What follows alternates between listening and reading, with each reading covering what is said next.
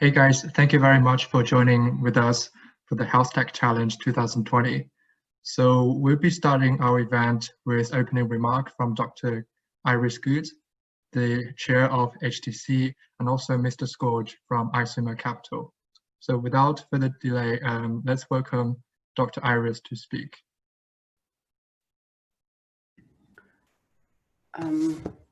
Just don't manage to get my video on. Kept saying I can't start your video because the host has stopped it. Bolun, can you open my video? Okay, just hold on a second, please. Otherwise, I can speak without. Iris, can you try again now? Yes. Yep. Very good. Okay.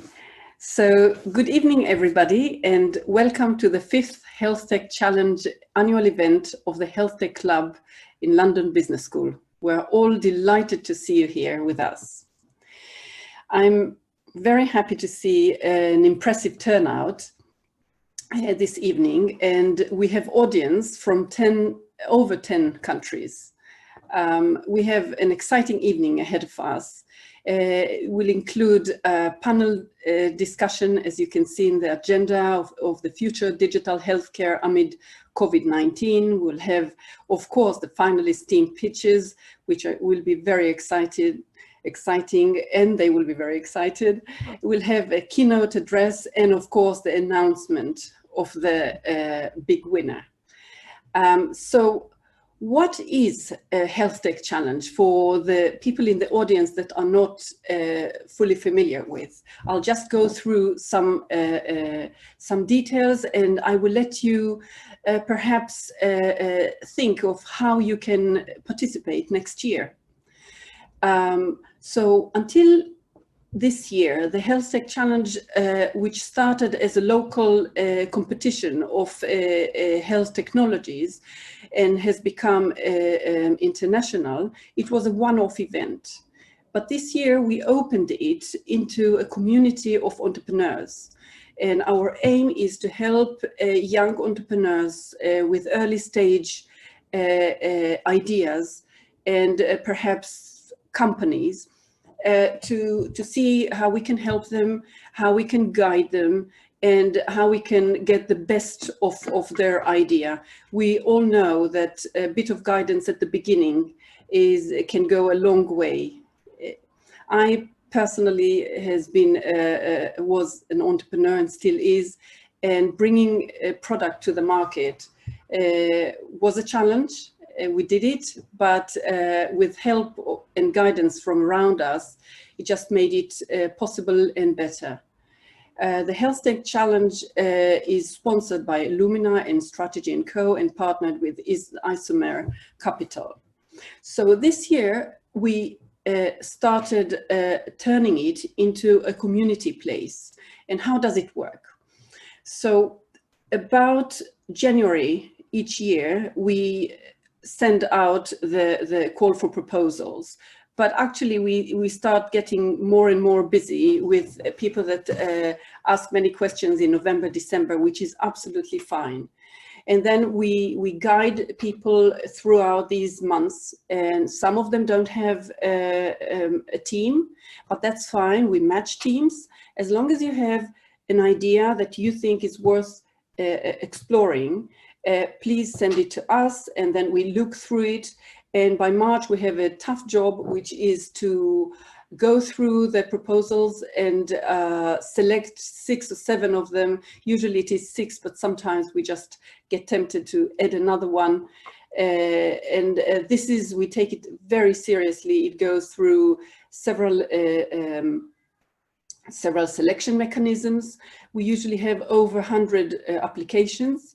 And the 6 or 7 finalists are very lucky to get industry leaders as mentors who help them to get prepared for this event, to look into their strategy, to focus their efforts into a better and more viable product.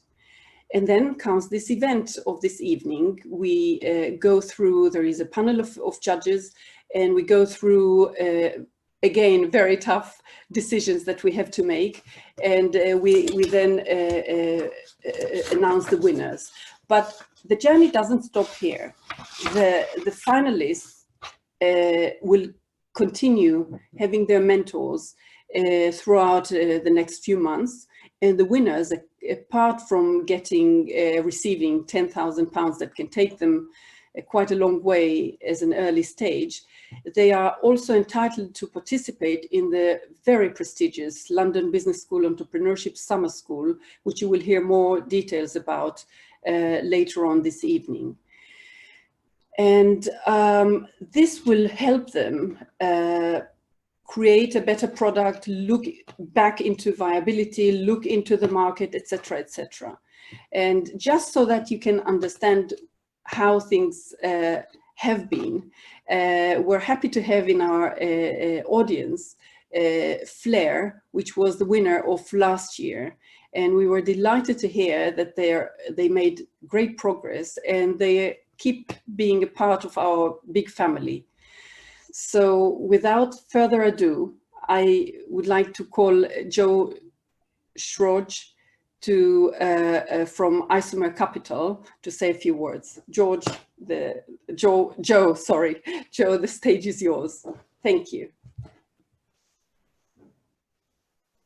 Hello, thank you. I'm happy as Joe or George, as you like it. Hi, I'm Joe from Isomer Capital. It's a real honor for us to support the Health Tech Challenge.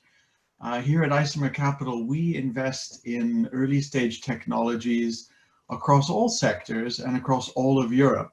So we see very broadly lots of different models and lots of different problems being solved. And what we know is that today's entrepreneur has more power in his or her hand than ever before. This is a very exciting time to be in technology company development. And last year, when the Health Tech Challenge was being put together, we all knew that it was important for the general improvement of healthcare.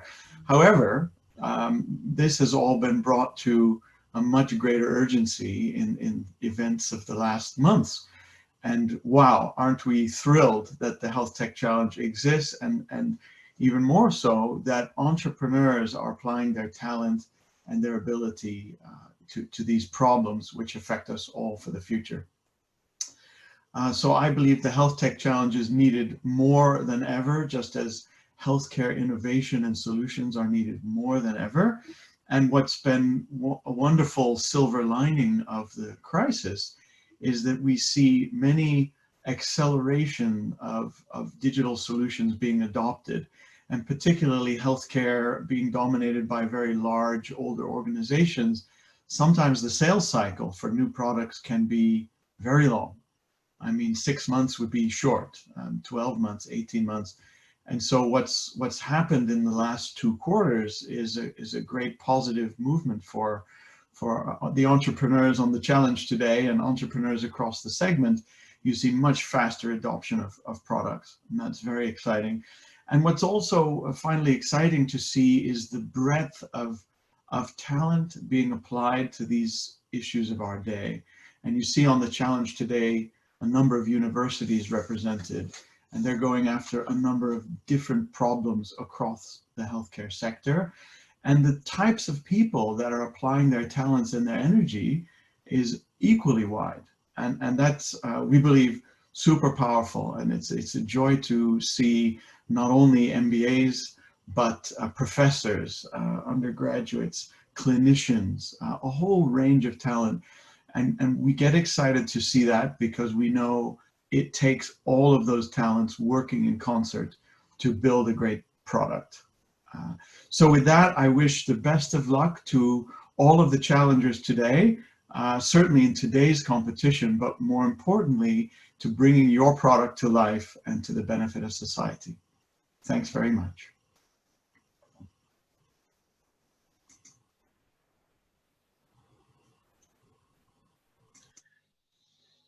All right, thank you so much, Joe and Iris, for that wonderful introduction.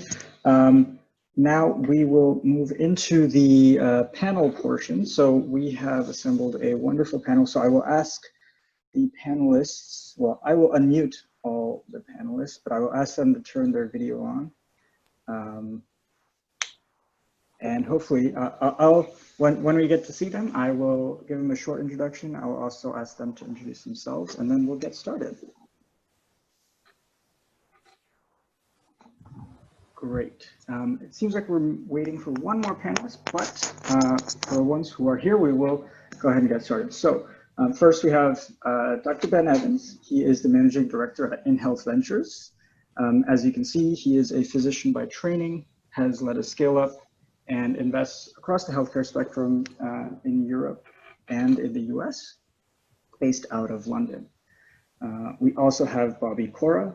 He helped co-launch the Illumina Accelerator in Cambridge and focuses on genomics companies, as well as creating basically VC-backable companies in that space. He has been at Illumina for a while and was responsible for heading commercial market and business development prior to this role. We also have Paolo Pio, who is a managing director at Joyence Partners Europe.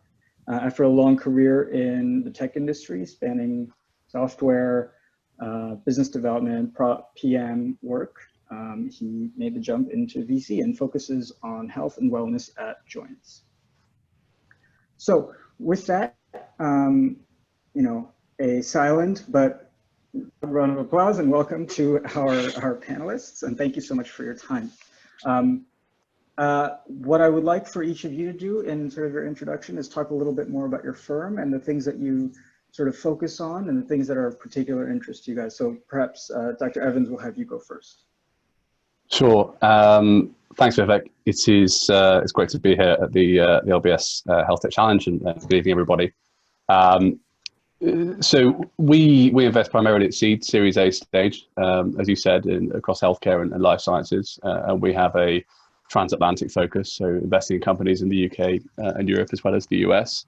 I think we are consistently focused on identifying companies that combine a good understanding and ideally experience in the problem they're solving in healthcare, and are very clear on exactly how they want to go about solving it, and that are thinking globally.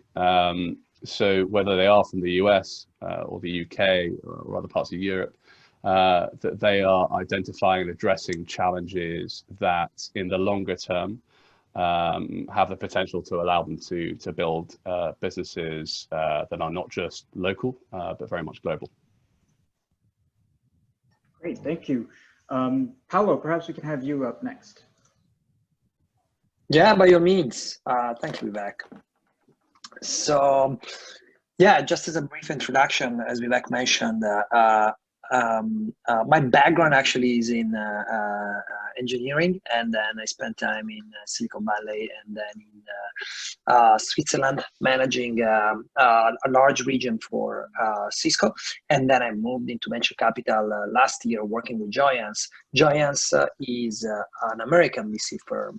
But actually what I want to say is that what helped me make this transition was the MBA at London Business School. So I am an alumnus. A few years ago, I was on your side of the table for many of the attendees, and yeah, it was great to see things as an operator first, and then as an investor now. At Joyence, we invest in health and happiness startups, so early stage companies that make their users healthier or happier or both.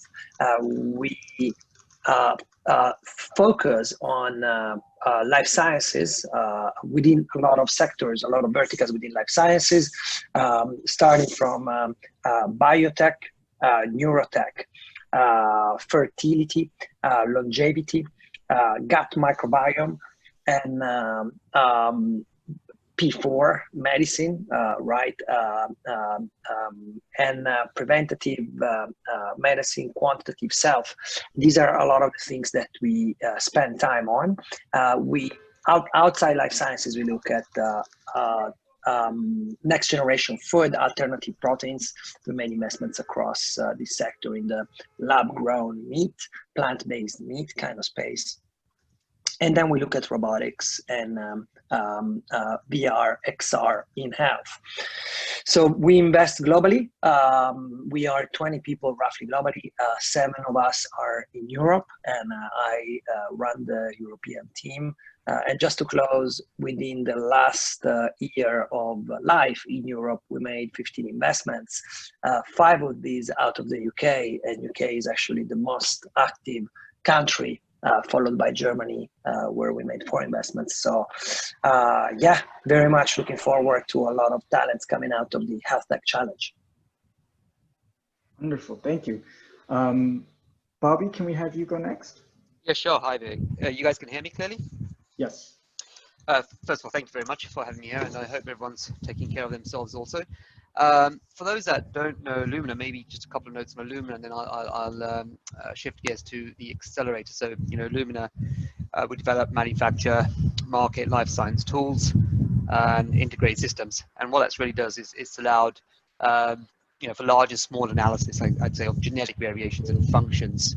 And if we think about that and put it in context of a genomics revolution, a revolution that's gone on in the last years now, you know, we've seen almost like a 1 million fold improvement in the DNA sequencing efficiency, the cost coming down immensely, and accessibility to be able to sequence, and that's been the key drivers for Illumina, and you know, and that's our continual investment in R&D through our platforms. And if we do consider, just to give a statistic, in which we think about 2003, we think about the first human genome being sequenced, it took about 10 years. I think the cost was roughly about $3 billion, of which about 100 million was about sequencing cost. Well, today we can do that within 48 hours at a cost of just under $1,000. Now, having that and knowing that we can create that accessible platform for sequencing, our mission is to improve healthcare by unlocking the power of the genome. And through our sequencing and arrays platforms and applications, we've really enabled strides in personalized healthcare in rare undiagnosed genetic diseases, clinical genomics, and reproductive health. But one thing we realize is that we can't do this by ourselves. There's a massive population out there. The amount of sequencing that's gone on today is almost less than 1%. And I think totally about 1.5 million genomes have been sequenced out of the whole 7.7 billion people there are. And there are various ways of how we support that ecosystem. One of them is Lumina Accelerator. It was started by our CTO a few years back, and it's a genomics focused accelerator. And the idea is it's a genomics and VC backable company creation engine. And we work and partner with entrepreneurs. And we leverage at least our knowledge in the sequencing space and what we can do there, but really relying on the ideas and passion that these entrepreneurs and startups bring. And together we look to build strong teams and strong companies. And we think how we're going to continue to foster the growth of that whole ecosystem. And then we do that in various stages. We provide access to capital through our partners. We encourage as much sequencing as possible to really look at the promise of the technology that the startups and entrepreneurs are developing. We create networks for which will support their current needs and ongoing needs through VCs and healthcare companies and systems. And then we've at least in Cambridge, we have the pleasure of having Cambridge Accelerator, which launched back in November. So we're a global accelerator in 2 locations. Thank you. Great, thank you so much. And we've had our 4 panelists join. I'll give a quick intro, and then Michael, I'll have you just introduce yourself and the firm. But Michael Needham is the co-founder and managing director of Keynote Ventures. And well, since he's up next anyway, I'll just let him give a short intro.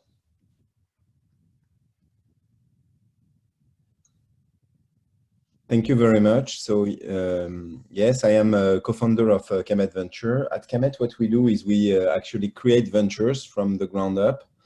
We're less of an investor as we are a team of entrepreneurs building companies. We operate mainly in the insurance technology and digital healthcare. we have developed a very broad ecosystem of partners in Israel, in the UK, in France, with whom we develop clinical grade solutions. And we believe that data, immediacy, ability to have I would say real-time interaction with patients can significantly upgrade clinical care as it is delivered today. And we are committed to bringing those solutions to the market. Wonderful. Thank you so much. And thank you everyone for joining this panel. So we'll dive in, but as way of just structure for everybody else, we'll talk a little bit about COVID-19 and how that's affecting the digital health space, especially in the early venture stage sort of area. And then we'll also talk about some other non-COVID topics as well. So I guess I will ask the first question to Dr. Evans, and that is basically that sort of telemedicine and digital delivery of care was just, getting its feet on the ground, so to speak, when the epidemic hit, and now it is the default sort of method of delivery of care for so many parts of the medical spectrum. So the question first to Ben, and then we'll sort of round robin, is do you think that this change has some staying power, or do you think that the industry will revert back to mainly an in-person sort of point of care? So I would say we're certainly very bullish on the resilience of these types of technologies, whether telehealth, home monitoring. I think certainly I'd highlight three factors that would probably drive that. The first is that you have a group of doctors and patients that maybe would never have considered using these technologies before, and particularly on the medical side, would have point blank refused to. And because of the COVID crisis, they have been forced to adopt them and actually realize that they're not that bad, and that patients like them, and that they can deliver care in a lot of ways very well as a result of them. And so I think, you obviously had a cohort of, you might say, younger doctors in particular that were up for those types of approaches. I think what you have now is just a larger pie, if you like, that will be focused on it and continue using it and won't go back. I think related to that, as you think about how we come out of this crisis, there will be a significant backlog on the elective side. At the beginning of this crisis, we saw elective care in pretty much all its forms cancelled, so that doctors and nurses and the whole system could focus on COVID, and as a result of that, you have a lot of pent-up demand, and I think it will be very challenging to manage that, in the old way of face-to-face. I think you need scalable technologies in that kind of environment. And the final piece which links into that is obviously, as we think about where the riskiest places are to be over the coming weeks and months, those are going to be hospitals, and potentially to a lesser extent primary care. And so, certainly I've had a lot of stories of patients within primary care that have been into hospital and caught the virus as a result of that. And that feels like likely certainly one of the highest risk areas right now. And I think that will continue. So there will be a need for social distancing from a healthcare point of view, obviously. And therefore, I think these technologies really, as you say, come into their own in those types of environments. Wonderful. I was thinking, perhaps Bobby, you could share if there's any sort of genomics angle impact here with the way care is becoming remote. That's an interesting one. So I think just to build on Ben's note first, in terms of how do we see these companies operate thereafter, and I think we've definitely proven or shown that there's a lot more less pressure on GPs from patients, at least if you've got those triage functions set up in that digital health space. Excuse me. The piece around, I guess what I'm going to lend myself is on the diagnostic perspective and maybe the personalized healthcare perspective. So what we have seen are companies that have been able to pivot in this place from what they were doing before to what they're doing now. I'll give some examples. Like, if you think 23andMe, it's a known company. You send, you apply for a kit and they send it, and you spit in the tube and you send it back, and you get some health wellness data come back. And if now they've gone on to take on 500,000 patients in enrollment to look at if there are any genetic associations between the cohorts that they've got and COVID, with a hope that that would give insights into whether it be therapy selection, whether it be susceptibility, and generally how that virus is infecting people across a larger cohort. I think we've seen companies that have traditionally played in the AI space and machine learning space, and there is one that is more linked to genetics, Sophia Genetics as an example, which is, let's look at sequencing of host genomes and viral genomes, look at the patients that got treated on particular therapies and what their outcomes were, and could that almost then allow us to do some predictive modeling on how patients may respond as we move beyond COVID and manage future spikes.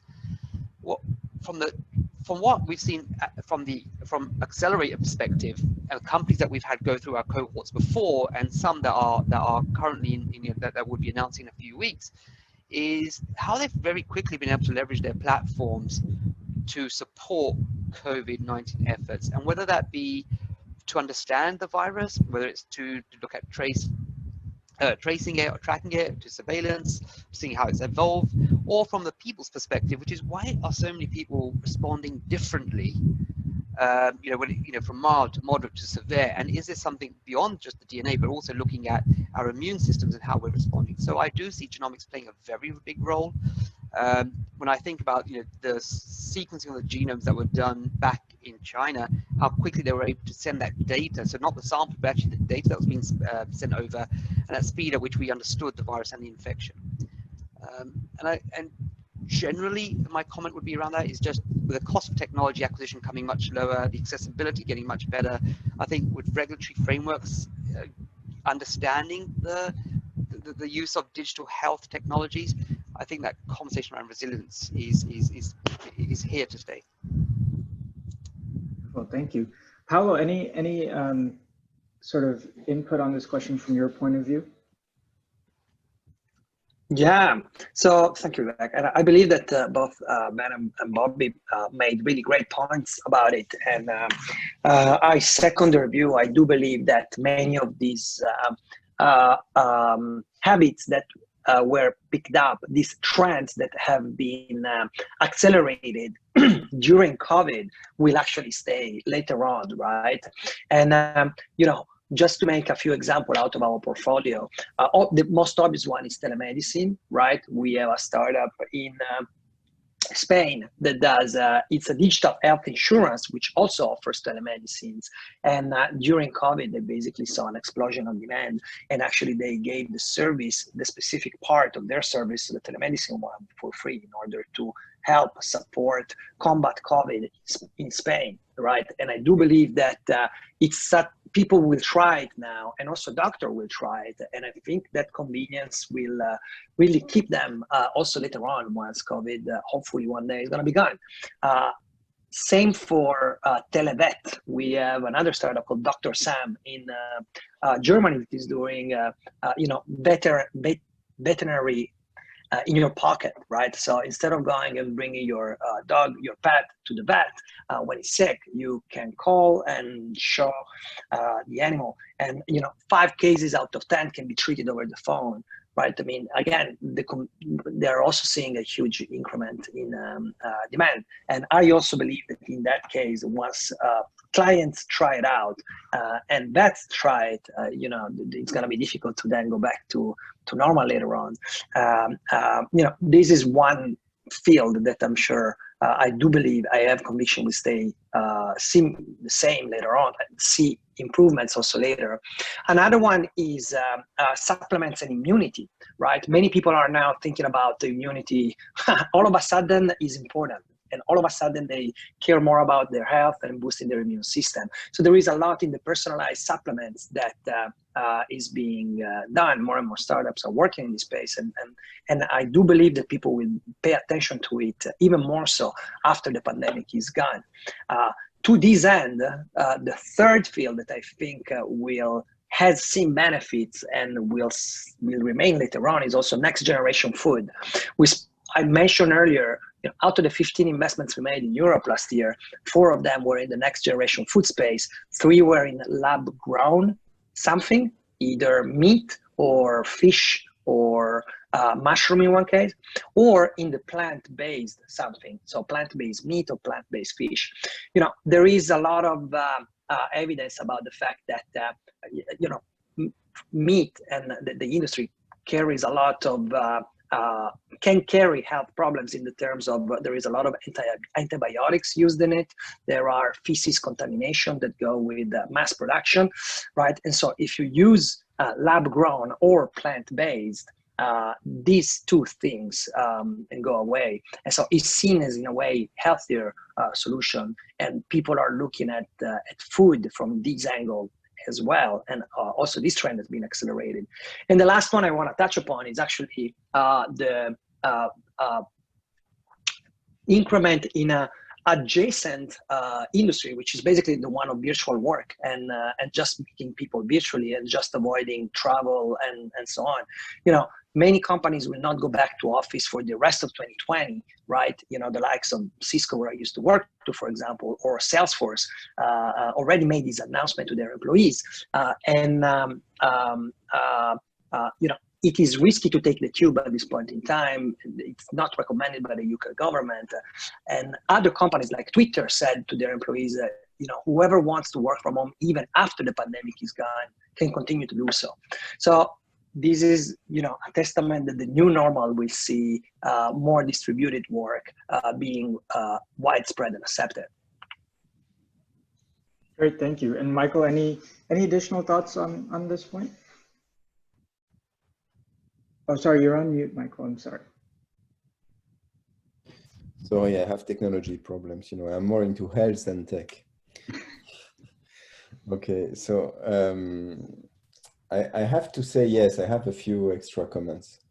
I believe, every time you have something that we call a change that calls for what everybody said, I think use the word new normal, and I think it's a great word, and it's probably what we're going to face in the future, a new normal. But it means that it comes with a lot of changes. Now, I think there is always a risk that we take a shortcut to something that's not as good as we had in the past. And I am probably older in this group, and as many older people would say, we always regret what was so good in the past. And I think, in digital health, we need to make sure that what we deliver to the market is a net improvement in terms of clinical value versus what was there before.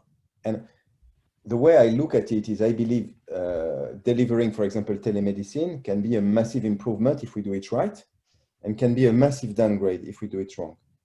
Under the urgency of COVID, a lot of quick and dirty solutions have been put in place that can create a tendency for our economies, for our healthcare, to move toward a more digital, but a less personalized, a less data-centric, a less, I would say, comprehensive care approach. And I think this is a very big risk that we need to avoid. We have also in Keynote portfolio a telemedicine company in France, which is one of the leaders of the market. We saw, as some of you mentioned, a huge surge in the number of teleconsultation, massive one, time 10, time 15, time sometimes 20, 13 on some weeks in terms of volumes. And this puts a lot of pressure on the quality of the operations that are delivered. I say every doctor is trying to do its best. I'm not saying anything, but the technology that's underneath need to be able to really provide to the doctor the data, the overview of the patient, the information that enable to deliver a better clinical outcome. And if it's not what we're after, I don't believe it will hold in the future, because people are not for a worse care that's cheaper, or for a more available, low quality care. And if it's what we're about, we need to fight against it as a society and as innovators. And there is a big risk here with this COVID crisis that we go too fast into implementing things that are quick and dirty. And there is a huge urgency on all of us as a community of innovators to deliver not quick and dirty solution, but perine improvement to what has been done before. Because what's happening to healthcare in Europe, and that's part of the crisis we're facing, is what happened to theaters a century ago when they moved to cinemas. You know, the cost of delivering in-person healthcare is becoming too high for our societies. Okay, and we need to find a way to deliver premium clinical processes in a way where we use the human resource in a better manner. We don't need to commoditize human resource. We need to premiumize human resource. Okay, we need to transform theater stars into movie stars. And this is, I think, a very big challenge for us all. And COVID might be an accelerator or might be the exact opposite. It's in our hand to shape the future. Thank you. Yeah, very interesting. As a quick note to all the attendees, feel free to use the question and answer feature in Zoom. If we have time towards the end, I will look through those and perhaps we'll have some interesting comments from there. Michael, actually, we can stick with you for the next question. And that question is about sort of reemergence of society from COVID, and what role do startups or innovators have to play in that? Or is it more going to be driven by large government agencies or public health systems? This is a tricky question. Like, you know, I don't have a crystal ball, so reemergence of society is a very big question for me. What I believe, I would say modestly, is that startups have a big role to play in shaping a world where social interactions and healthcare delivery are going to be of higher quality and of lower risk. And what the crisis that COVID is bringing to us is a crisis where what we believed was nice and warm and what we called human is now a risk bearer. And what we called convenience and cold, which was technology, well, we have to recognize it's very utilitarian. You know, I like very much speaking on a panel in this context, but it's much less warm, much less interactive, much less social than it would be if we were all sitting in LBS facilities or in a room and seeing each other and having some sort of a fleshy relationship. Okay, so I think what we're seeing is that technology is, in an utilitarian manner, extremely helpful in bringing some sort of normalcy to the current situation, and I think it will continue to play this role. But what we also see is that there is a need, if we want technology to become a real game changer tomorrow, to find a way to inject a little bit more humanity into the silicon coldness. And we see that, I think, across sector. I'm not an expert in ed tech, but I see my children, like probably many of us around this line see, now being confronted to self-learning. And there is a lot of great things and a lot of things that don't work. I see telemedicine, and there is a lot of great things: availability, flexibility, ability to do what we cannot do with COVID within a COVID context. But I see a lot of problems too. And I think because we're confronted to those problems, and we bring them to entrepreneurs, problems that we couldn't bring yesterday because we didn't have this kind of settings at a large scale, we are likely to give to entrepreneurs and to startups a new realm for innovation, which is more at the corner of technology and humanities. Thank you. Yeah. Paolo, I see you nodding your head or at least thinking a lot about what Michael was saying. Do you want to share what you were thinking? Yeah, for me, I think that I second Michael. Nobody has a crystal ball to see which one of the two will play the biggest role, down the road. But I do believe that this is a huge opportunity, right, for people with entrepreneurial spirit. For example, if you have seen already startups that have been doing basically the tracking of infected you know, people infections, right? The NHS app that was trialed on Isle of Wight to see, you know, who had you come in contact with somebody that later on turned out to have COVID. So those kind of apps will be fundamentals later on, I believe, in the re-emergence, as you call it. Or another one is called crowdless, right, which allows you to check how crowded a place is before you go and visit it, right, for the long, let's say, queue of the period during which only a certain number of people will be allowed within the same space. So yeah, I do think that there is a lot of space to play in the future. Yeah, to get out of this pandemic. Great, thank you. For the sake of time, I'm going to move to another question to keep sort of the breadth of this conversation going. Ben, perhaps I'll start with you in asking, you know, health innovation always comes up against regulatory roadblocks, whether it's data privacy or whether it's, you know, approvals, whatever it might be. What advice do you have to young companies who foresee a regulatory obstacle to a product or service that they're developing? And is there a portfolio company success story that you can share? So I think probably what I'd say is it's just all about trying to think about some of these challenges as early as possible and preparing yourself accordingly, and investing the time early on to do that, because it always becomes tougher as you scale. And so from a pure, you know, regulatory approach for medical devices and so on, you know, there is clearly a fast changing landscape, and it really pays to understand that and to get advice from those that are closer to that space. I think, you know, what's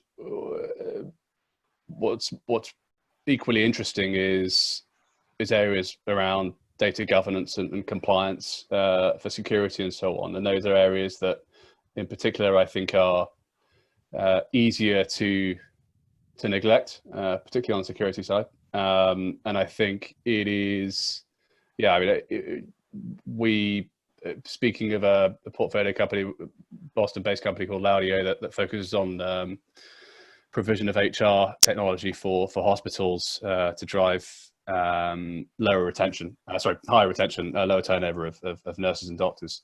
You know, they were just very focused early on when they were in a pretty small team of 5 people on gaining their SOC 2 compliance and focusing on the work that needs to be done then, and it was somewhat painful, but it was important, and it stood them in good stead as they've scaled. And I think it's those types of aspects that I do think demonstrate that that, you know, it is you know, it's key to be thinking about from the beginning.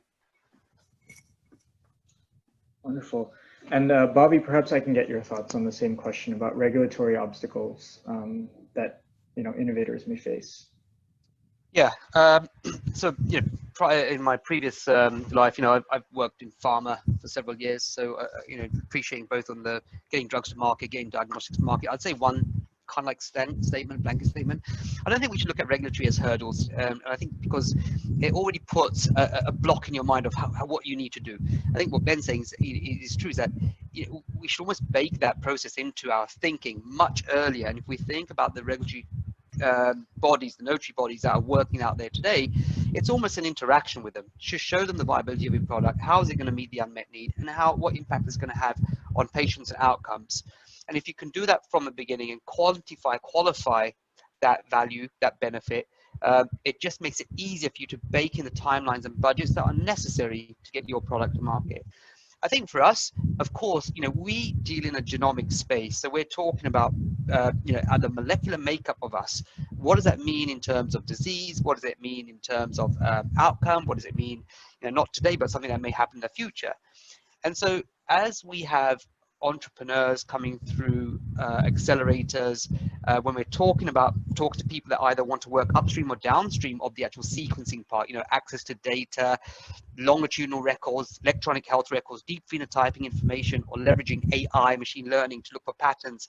What does it mean? Are you going to get cancer? Are you going to get Alzheimer's? There are things that we make sure that the entrepreneurs think about, and equally it makes us think about our industry. Biomedical ethics, are we having the ethical use of data, and what does that look like? And is that going to be shaped by some of the interactions we're having today with digital health companies? We look at the ethical use of software development, where you see how the software itself is promoting ethical use of data or collection or curation. I think, and then of course there's the interoperability part. So thinking about that and having a thought around that, the companies that we might see, and I'll keep it quite broad, you might have some companies that are leveraging genomic technologies that are providing a service almost. They're giving you information back about your makeup that's based on a whole load of larger cohorts. What's your health profile look like? What's your eating lifestyle look like, or your eating or your lifestyle look like? Are you better to have some vitamins than others? Are some foods better for you? Is caffeine good for you, or is it bad for you? We've got some of those companies, but they're not regulated, right? But what you might find, these DTC type companies go on to become are clinical consumer companies. And there's, and there could be an example where we say, some technologies like the microbiome, you could take a swab, you could take a sample, you can send it off for a test, and it comes back and it says, hey, look, based on your biome, we think that you may respond negatively to certain therapies. And we've got one company, Juno Bio, that looked exactly at that, women's health, a femtech, and is looking at bacterial vaginosa and the impact it has on women's lives. And it's important because it can affect IVF. You can have recurrence. It can impact pregnancy, depending on what semester you're in. So there is a massive need. Now, if they can link that up to making it a clinical outcome, where the doctor says, okay, based on this information, we can make some decisions on how to best treat that individual, the best outcome, the right time, the right place, right cost, and all that, it makes a lot of sense. So regulatory has to be involved. I think they need to think about a product portfolio where they are going to be in Horizon 1, Horizon 2, Horizon 3, and work with those authorities to start baking in those protocols or whatever your policies that you may have as you develop, not at the end and present a case and then find out it's too late. Got it, thank you. And I want to expand on something you were just saying about how we're thinking about the sort of consumerization of healthcare, right? And how does that relate to both, so I see sort of two big topics there. One, how does that work with, consumer regulation like GDPR or whatever it might be in terms of data privacy? So maybe I'll ask you that question first, and then Paolo, I'll ask you a second question after Bobby answers. Yeah, so I'm not an expert on regulatory policies or on GDPR or IVD. So I can talk from let's say the IVD side, on the Sure. vitro diagnostic side. So there we know that we've got new policies coming into place, especially in Europe, that determines that if you're going to make any type of analysis and decision based on a patient, and it has got to do with genomic data at least, and it's not limited to, we have to make sure that it is a properly regulated workflow.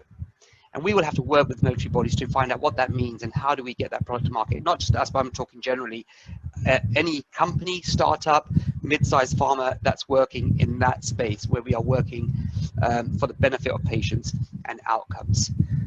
On the GDPR side, there's a lot of data that's already out there, right? And what we don't want is to have information used nefariously against you or your family or your loved ones today or in the future. And that's something that we have to take ownership as a company. We have to take ownership of, each company has to take ownership of their own ways of using data.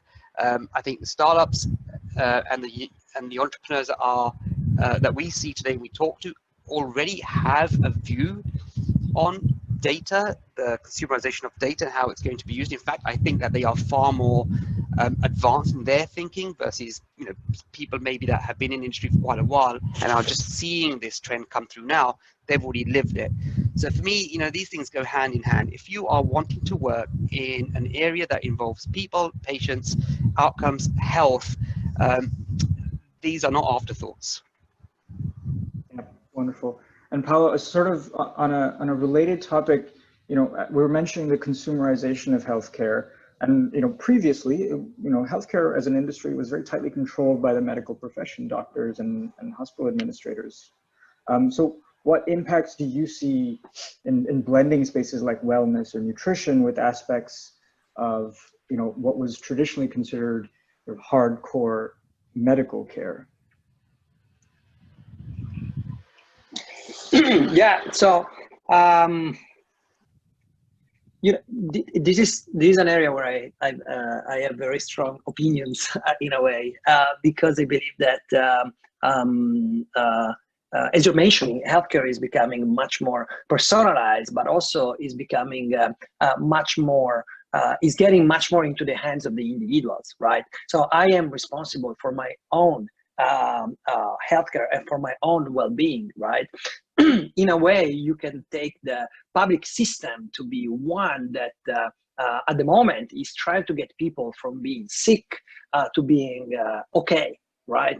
But in reality, each of us, I believe, in a way, doesn't want just to be okay, wants to be, at the top of their game. But then if I want to be at the top of my game, if I want to be in my best possible shape, it's up to me to do so, right? It's up to me to try and get the best food, or at least the one that works the best for me, to sleep better and to do, to exercise and to give, quit smoking or drinking or habits that are dangerous for me. So, we have much more information and much more power is in our hands to be master of our own destiny in a way from the healthcare perspective. So I am a little bit allergic when I hear that the government is not doing enough in this and that, and the government should do this and they should help me out with this and that. I really, in every area, not just healthcare, but if we look at healthcare, that's how it goes down to, I am putting things in place that will help me in this sense. And there is a lot of apps, there is a lot of, startups, not just apps, that play in this space for consumers and for users or that are more conscious in this sense, starting from well-being apps, meditation apps, dieting, exercise, fitness, and all the sorts, right? And as already mentioned, Bobby made the point about gut microbiome and personalized. All these things are reliant upon the consumer taking the initiative. Right. So I see a big future in this area. One specific area that I think is of extreme interest for all entrepreneurs that are getting in the health tech field right now, in my view, is also longevity. I think longevity has seen increased investments in the last few years, but I think we're not even scratching the surface, right? And so I think in the next 5 to 10 years, more and more funds, money, resources will go into this space, and due to the aging population that will want to live. Extend their lifespan, but their healthy lifespan, their mental faculties maintain them for longer, their ability to be self-sufficient and to move on their own for longer. So this is something that it's a beautiful, fantastic field that will benefit all of us. Great. Michael, actually, if I could follow on with you on Paolo's point about longevity. So A, sort of what is your perspective on longevity, and B, what do you think is a big open space for innovators to come and really participate in this industry? So thank you very much, Vivek, for the question, and Paolo for your insights. I must say, longevity, I'm not going to speak about, a futuristic view. I mean, longevity for me, in the short term, it's about secondary and tertiary prevention. People die rarely from age. Age is a factor that aggravates morbidity. and they die from complications of a disease, of a chronic disease. And longevity, in the end, depends very much on how much we can avoid disease. And so, you know, there is a story about, you know, healthy diet and sport that will maybe protect people that are healthy. And there is, and maybe this will result in longevity in 20 years. Because people that are healthy, they are 25, they are 30, they are 35. There are a few 45. There are very few 50 plus. There are very, very few 60 plus and almost none 70 plus. Okay. So the question for me, if we really want to work on longevity today, is about secondary and tertiary prevention. How do we avoid people who have a disease to get into a tougher situation in this disease? How do we manage to anticipate aggravation and to avoid aggravation? How do we help people who are elder in their home to avoid urinary infection? How do we avoid somebody who has diabetes type 1 to go to diabetes type 2? How do we avoid somebody who is likely to have osteoporosis to fall and to have a breakage, etc.? And this is going to have short-term impact on longevity. Okay, and I believe that there is a massive area for innovation, because the reason why we don't do that well today is because healthcare is a succession of sporadic interaction between doctors and patients. And random, very, very often random. You know, I go to the doctor, why? Because it scratches. But it scratches why? Because I had, but maybe my problem is not the scratch, it's the overweight. Maybe my problem is the diabetes that's not really under control. And the interaction I have with my doctors today is randomly set. There is no, I would say, follow on my personal condition. There is no monitoring of what are my real risks. There is no, so some people who are very health conscious maybe do it, but in general, there is none of that. Okay. And even when I am in a chronic disease, but the doctor will tell me, come to see me in 6 months or in 5 months or in whatever. I am in a chronic disease, you know, he sees me twice a year. But, you know, sometimes I am in pain, not at the moment I'm supposed to see him. So what do? Do I go? Don't I go? It's completely random. Nobody is tracking what's happening to me. Think of mental health today. Mental health is a super chronic disease with a lot of ups and downs. The clinician, the doctors, I'm not speaking of the therapists, the doctors will know what happens to the patient every 6 months, every 4 months, every 3 months. But when the patient needs to adjust his drug regimen is every week. Okay? And technology here can play a huge role in creating this transparency, in creating this continuity of care, and ultimately in improving massively the secondary and tertiary prevention, you know, the risk of aggravation or of complication of disease that exists. And through that, I think we have a huge potential to significantly increase longevity, to significantly improve quality of life, to significantly improve healthcare. And this, you know, resonates with what I said in my first intervention. I mean, if we do digital health right, we can change the game. We can change the rule of the game. We can change the whole system. We can go back to what was healthcare 50 years ago with the science on top, with the progress that we have made, meaning personalized solution that understand the real context of the individual. You know, my father was a doctor. He used to, when he was a doctor, he's not very young anymore. You know, he was a doctor. He's now 85 plus. Okay. And when he was a doctor, he used to know every one of his patients intimately. He will see them in consultation, but every day he would see them in the market, in the high street, you know, in the small village where he was working, he would know them intimately. There is no way to reproduce that today in our world. There is not enough doctor, not enough interaction, not enough proximity. And technology is the only way to bring that back. You know, this intimate knowledge that will make sure that we can monitor the evolution of the health of the patients. And that's where I see that there is a massive arena for innovation. It's really at the corner of human interactions, technology, data, personalization. And I think there is a huge way to really change the nature of the game. And if I want to add one last thing, I know I'm a bit long, I'm sorry for that. You know, people think longevity is about very futuristic approaches, but it's not really true. You know, when you compare how much close monitoring of patients with a cancer, so that we can interact very quickly if there is any kind of evolution in their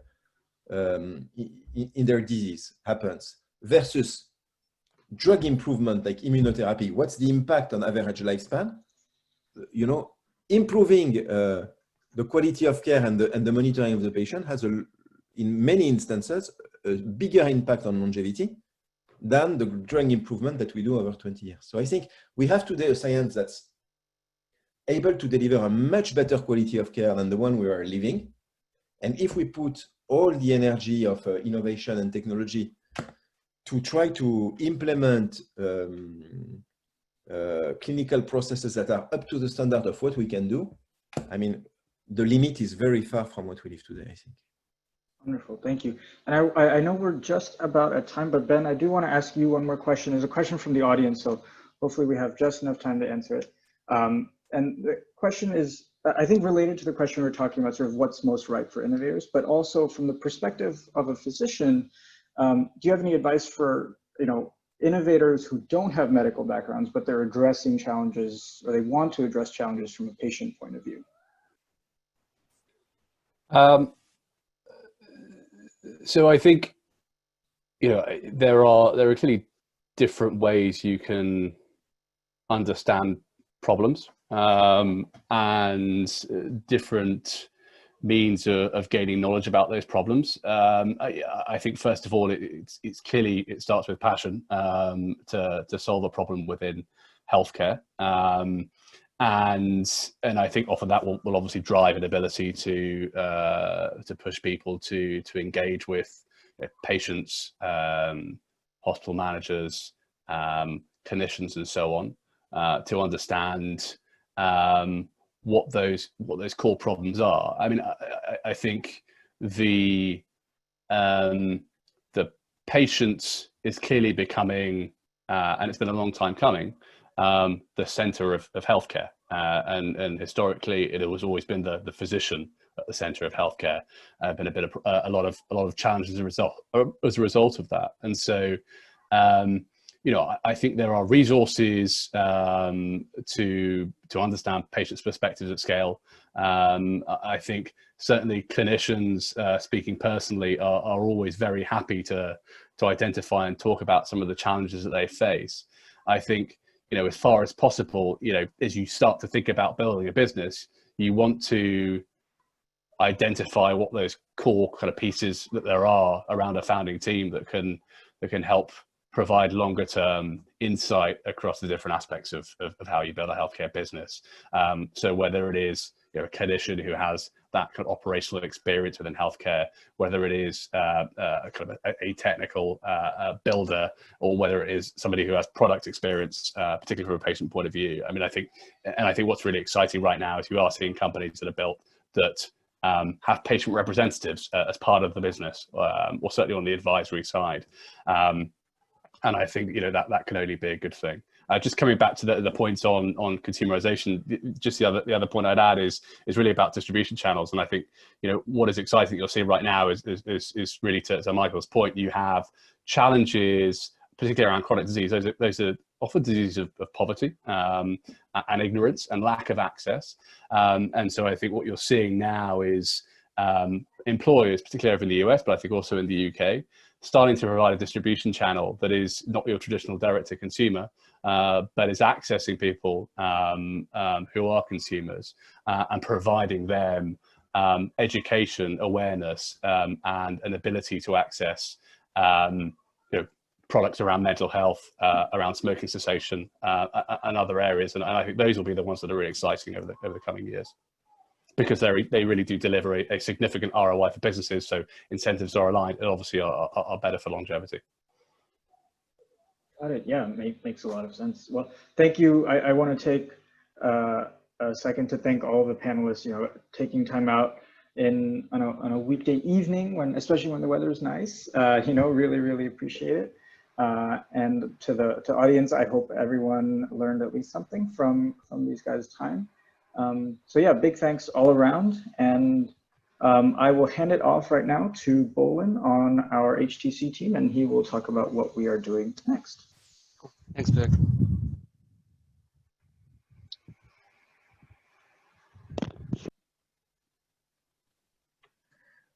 Thank you so much for your time today. And so now we'd like to move on to the team pitches section. And so here we have put a feedback form for you. So if you wanted to just give feedback to any of the teams And please just take out your smartphone and scan this QR code. And or my colleagues will be posting a Google form link, and you can find that in the chat. So we'll be staying on this page for 1 minute or two while the first team is setting up their presentation.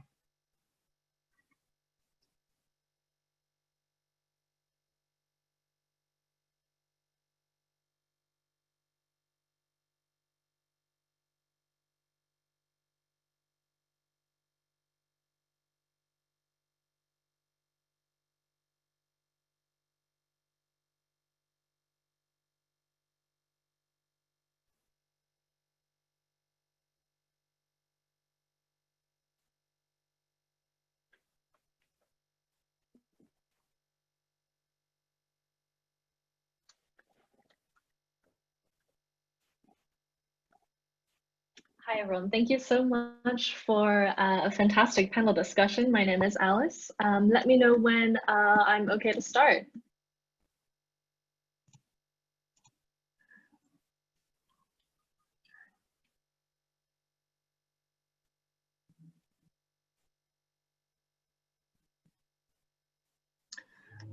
Thank you, Alice. I think you're good to start.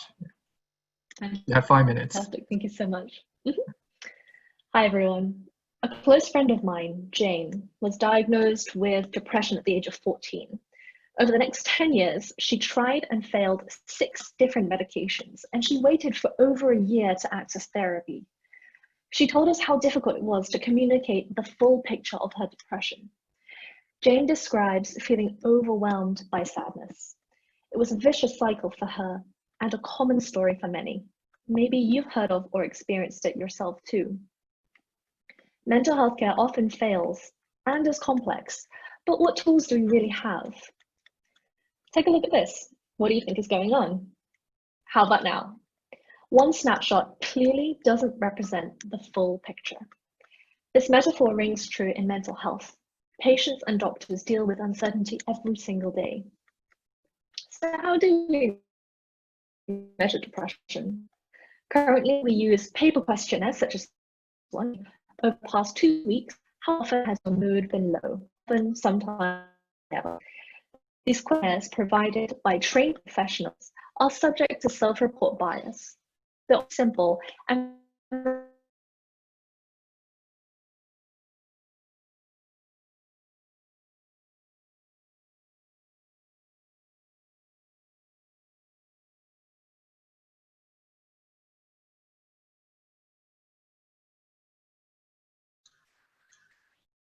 Hi, everyone. I think Alice is frozen. We are going to see if we can get her back. Alice, do we have you back?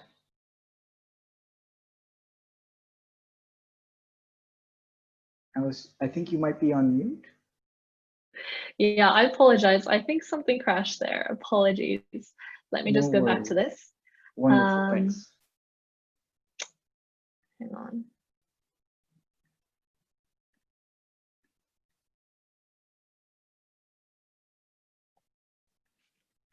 Excellent. Apologies. So this video also might not work, which I apologize for. Let's give it a go.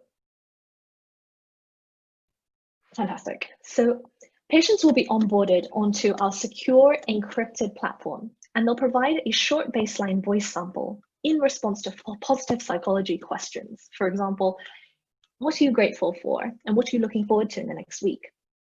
Our algorithm extracts vocal features and outputs a score following the patient over time, allowing us to predict depression relapse and treatment failure. We provide therapeutic education to patients and early intervention opportunities for clinicians.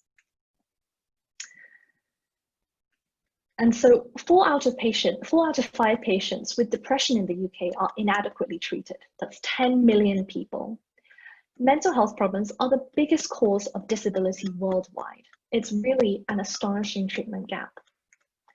Patients and clinicians want our tool.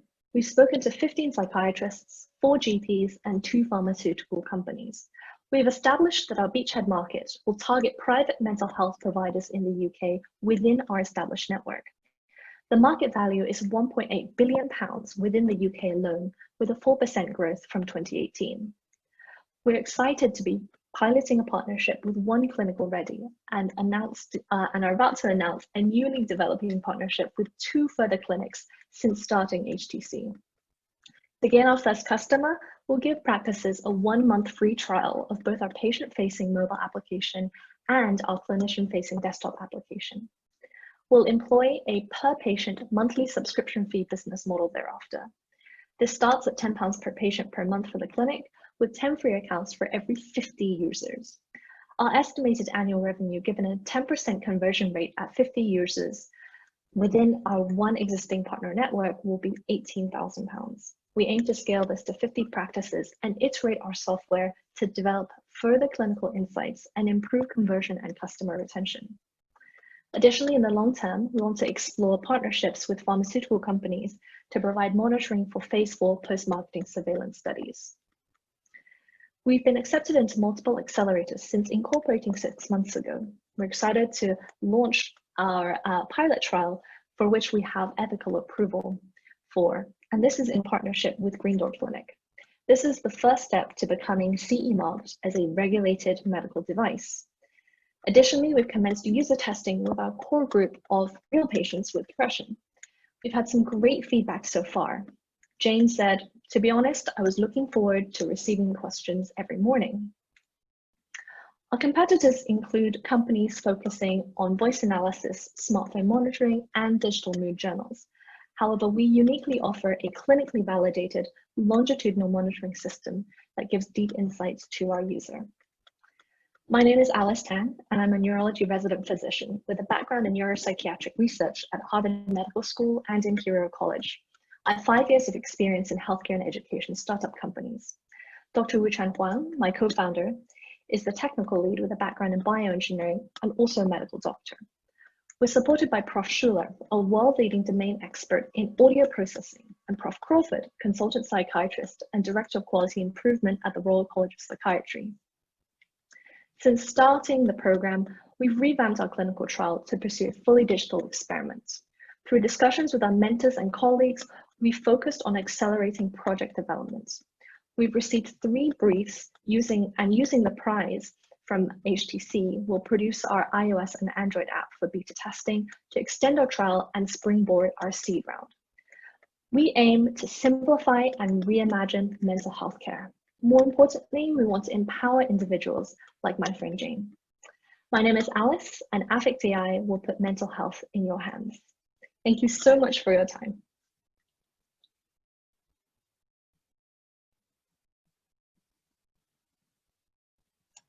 Thank you, Alice.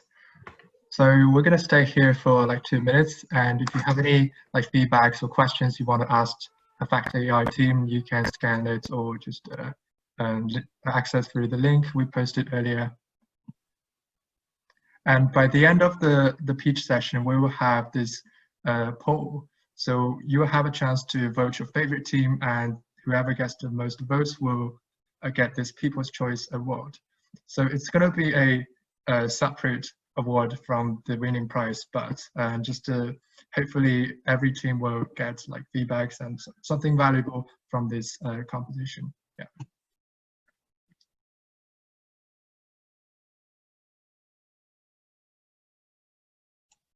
So our next team is Charco. Charco, are you guys there? Yes, hello. I'm just gonna share the screen. Hello. Okay, I think we still have a couple of minutes. Yeah. Oh, just a clarification question. We do not take any questions during this pitch. If you have any questions, you can directly send it to the team through the QR code. Yeah.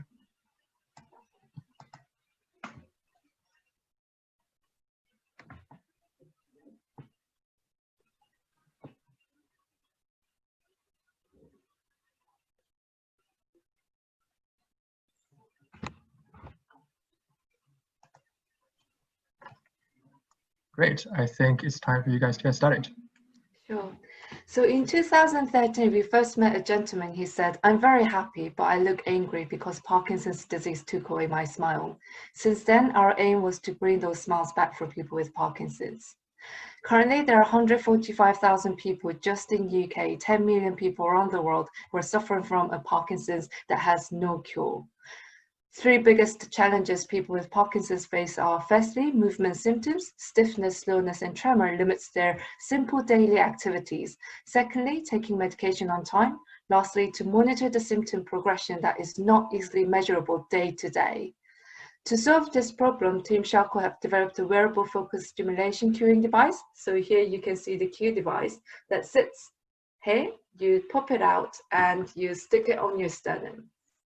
So while it's sitting on the sternum, people with Parkinson's can activate it to get stimulation to reduce stiffness and slowness. Secondly, it gives discrete medication alerts, and cue application monitors symptoms by having motor tasks that evaluates their movement. So going back to how does cue reduce symptoms of Parkinson's, if the effectiveness of stimulation for Parkinson's have been firstly noticed by a Professor Charcot, a father of neurology in 19th centuries, when he realized people who have carriage ride to him had a better movement than him actually visiting them. Past decade, with the technology developing, there has been an active scientific validation of focused stimulation. Charcot combined focused stimulation with the cueing phenomenon. It is a well-known effect where people with Parkinson's are walking and suddenly get stuck, and they give a cue sign, and it can effectively unlock them to carry on with their movement. The result was promising. All of the participants has shown an improvement when carrying out movement tasks by an average of 16%. People could tell that their movement was smoother, easier, and more coordinated. Just to put this 16% into the perspective for people with incurable disease.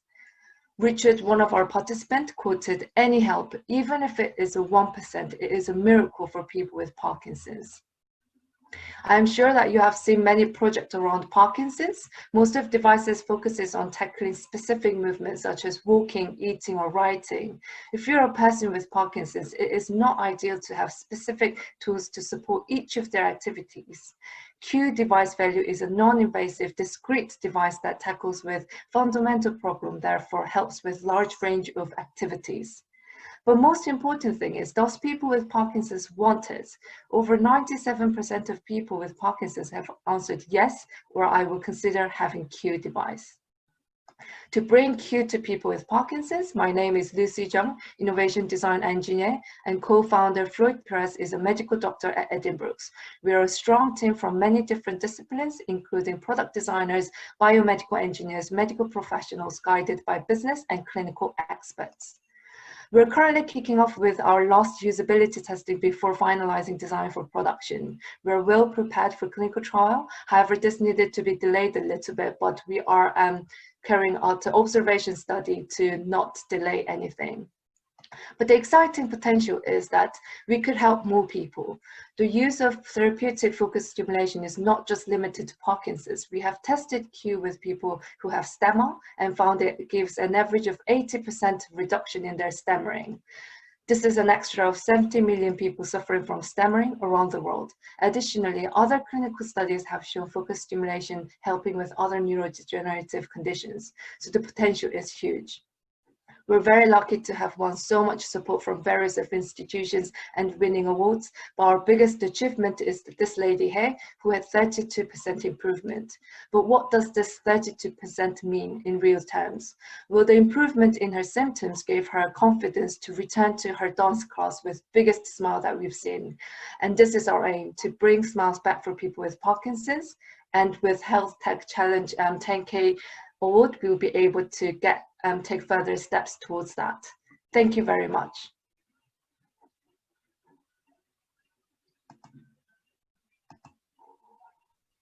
Thank you very much, Lucy. Thank you. Okay. So again, we're going to pause here another minute before the next team is on.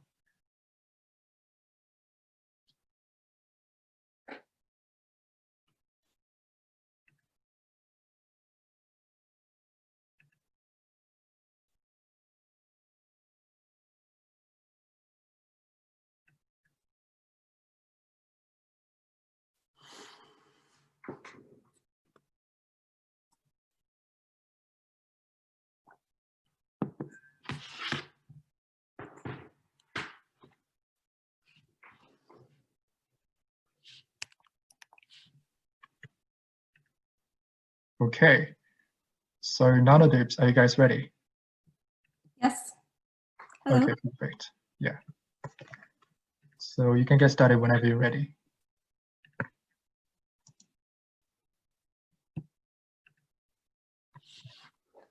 Hello, and thank you for being us here in this afternoon. We're Team Nanodips, who are developing a system for targeted drug delivery designed for minimal drug resistance.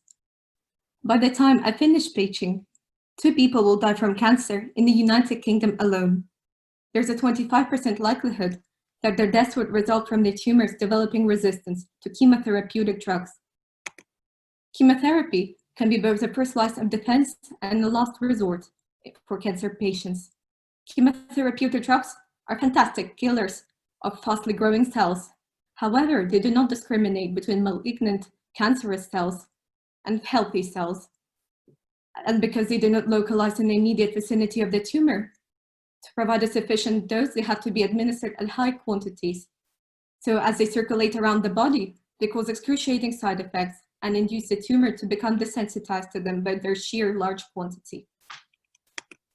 For each individual patient, the battle with cancer is a race against time, yet it takes on average 12.5 years to develop one new drug to which the tumor would not be resistant, and it causes more than $1 billion. If the chances of drug resistance could be minimized by a certain technology, the time and cost of drug development could be reduced and many lives could be saved. We Nanodips are creating a platform technology for targeted drug delivery designed for minimal drug resistance. Our device is based on the drug encapsulated in the liposome, which is a sphere enclosed by a biological membrane similar to that of normal cells. The only way for the drug to leave the liposome is through the DNA nanopore shown above, which is associated with our novel biosensor. When no cancerous cells are present and no biomarker is circulating, the drug cannot leave the liposome as the nanopore remains stably shut. However, as soon as our sensor detects the cancer-associated protein, the activity of this protein causes the nanopore to open and allows the drug to diffuse out until cancerous and only cancerous cells. Thus, we can localize the drug next to the tumor and release it in a controllable manner, reducing collateral damage to healthy cells and the chances of drug resistance. So how do we achieve it? Drug resistance arises when the biomarker mutates and changes shape and becomes unrecognizable to the sensor. We Nanodips are overcoming this problem as our device senses protein by their function, not their shape. It is harder for a biological molecule to change what it does, what it does, as opposed to what it looks like. Within the global drug delivery market, we believe will produce the most valuable and strongest immediate impact in the liposomal drug delivery market, as our system is liposome-based. And while we're starting as a cancer therapy, we are aware that other diseases also necessitate targeted drug delivery and are ready to expand into other segments of the market. We identified 2 most important entry points for our device, which is North America, where the largest market for liposomal drug delivery is located, and East Asia, where this market is projected to grow at the highest rate. Our direct competitors are other liposomal treatments, which allow reducing side effects compared to traditional chemotherapy, but since they have no biosensors, they cannot target drugs or adapt to drug resistance. The emerging field of DNA nanotechnology allows creating a variety of nanostructures which could, in turn, target drugs and tune their pharmacokinetics. The Nanodip system operates at the intersection of liposomal drug delivery and DNA nanotechnology, providing the benefits of both systems by keeping the cost reasonable. As well as competitors, we're looking out for substitutes such as viral therapy or cell-based immunotherapy. We believe that our system can provide a safer alternatives to these treatments and thus become the new golden standard for cancer therapeutics. Here's the team of Imperial College London students running this exciting operation. Thanks to our internationally and academically diverse backgrounds, we're able to consider problems from different unique angles while working towards a common solution. We've come a long way since our first brainstorming sessions in the library. Our computational modeling and initial experiments have proven the feasibility of our construct and its ability to localize drugs at the specific sites. And this allowed us to publish an abstract as part of an international conference and place second at a biomolecular design competition organized by the Weiss Institute in Harvard in the University of California, San Francisco. All of this was possible because we have raised £25,000 provided by various sponsors within and outside Imperial College alike. In the future, our vision is to verify our model in vivo and license it out for manufacturing and clinical trials and manufacturing, thus delivering it to the patients. Our goal is to keep pushing forward and to welcome everyone who is willing to join us in our fight for providing better and safer solutions for cancer therapy. Thank you.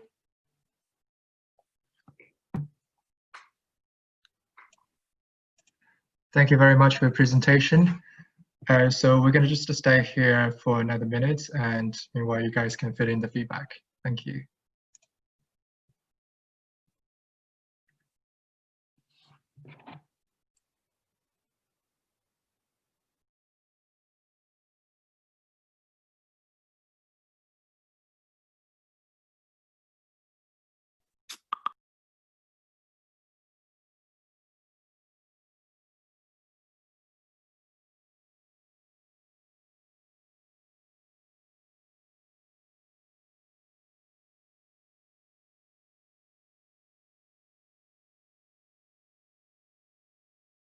So next we have Tim Dodds from RCA.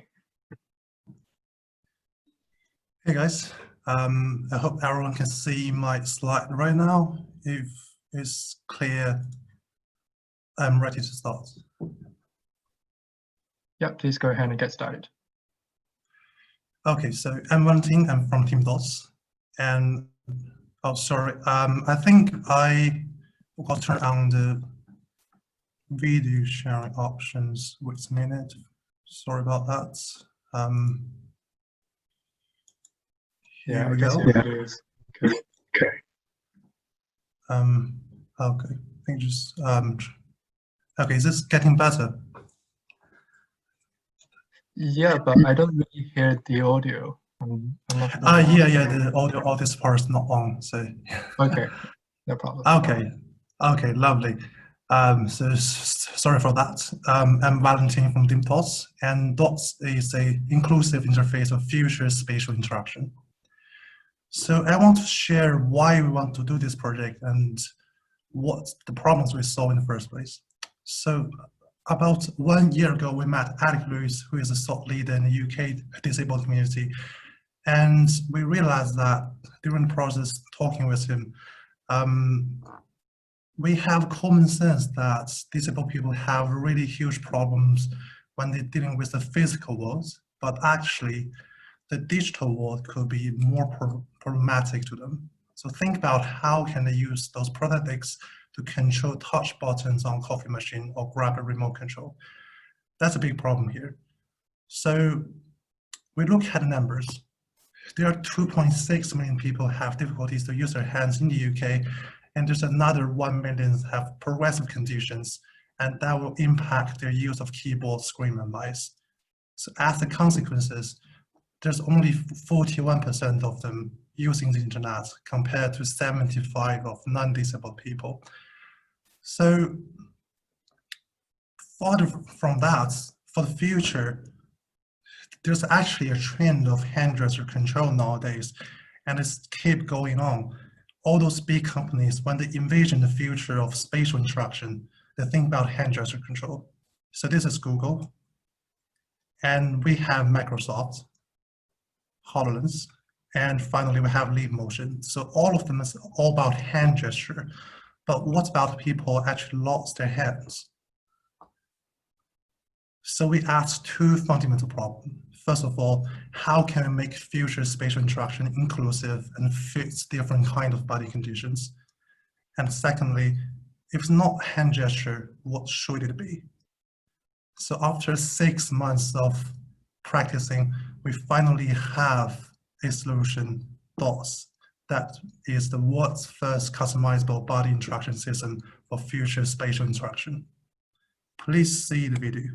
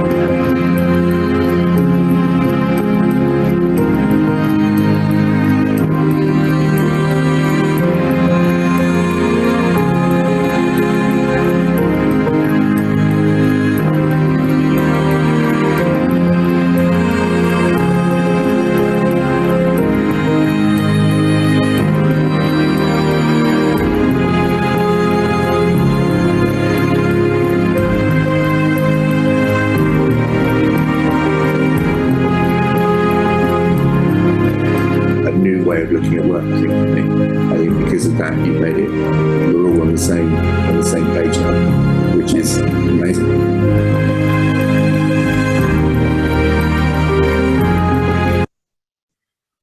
Okay, so this is thoughts and this is how it works. And I want to really highlight the novelty of this project, as we can see all our competitors are either have a really low performance, such as voice control when it comes to complex interaction, or it can only fit into certain kind of body conditions, such as eye tracking or mouse stick. So we have a really great position on this market competition here. And based on that, we make a 3 phases strategy for commercialize this product. So we can see that in the next 2 years, the AR market is not really ready. So we want to focus on the disability market, and that market is about 900K people. And in the next 2 to 4 years, we want to expand our market to industrial market, and that will help us to jump to 1.5 million target market. And finally, in the far future, we think about working on the consumer market and make those a new standard of future spatial interaction. So we currently have done a lot of user testing with different kind of people with different kind of disabilities. But in the next 12 months, we want to focus more on to iterate the calibration system and work more on the hardware side and conduct several round trial in terms of the algorithm, the hardware, and also the ergonomic side of the wearable product. And that will need these kind of resources. We're going to need high performance hardware for testing, and we need to manufacture those prototypes, and we need to conduct user trials. And this price of HTC will really make this happen and make us to do the final production after 12 months later on time. So I want to end this presentation with this quote from Alec Lewis. After he used this product, he said, "This is a new way of looking at the world, and we are finally on the same page now." Thank you very much. We are Team Dots, and we are a team actually from Imperial and Royal College of Art, which is a joint course called Innovation Design Engineering. And we all from different backgrounds as designers, engineers, and architects. And that's the diversity of the team drive us this far. So thank you very much, and let's build a more inclusive world with those together. Thank you. Okay. Thank you very much for the presentation. Could you just stay on this page for another minute? Yep. Oh, by the way, I post our Instagram page logo as well. If you can open your Instagram and scan that code, you can just get into our page. Lovely, thank you. Thank you. Thank you.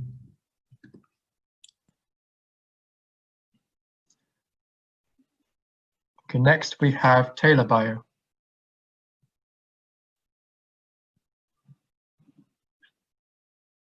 So we have 3 more teams to go.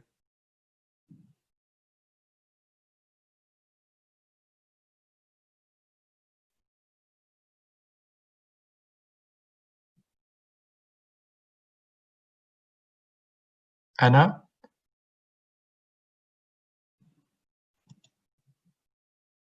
Anna, are you there? Mute. Sorry, I was on mute, I think. Do you hear me now? Yes, we can hear you now. Yeah. Okay, fantastic. Right, so hi everyone. We are Taylor Bio, and our goal is to make precision medicine a reality for the deadliest cancer. But let me start by introducing our team.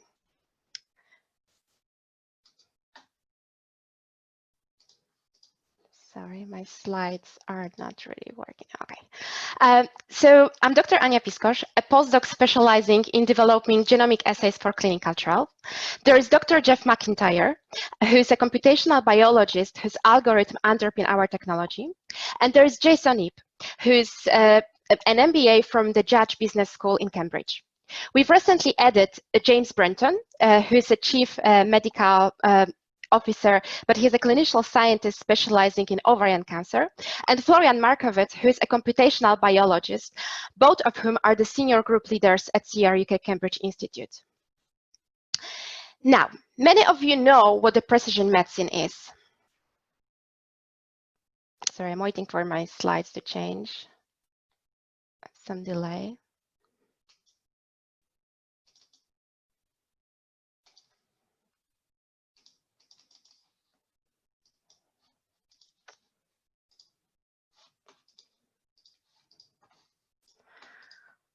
Sorry.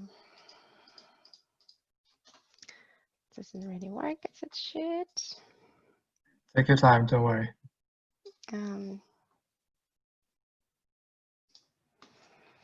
Nope.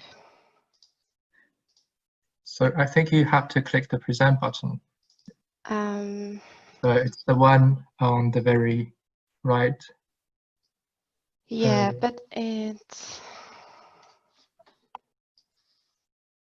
Sorry, I'll just... I'll just try to change the... Okay, I'll stop timing right now, so no worries.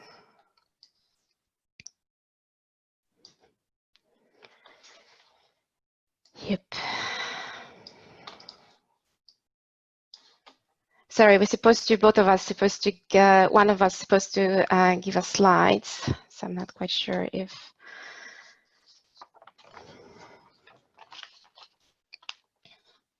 Okay.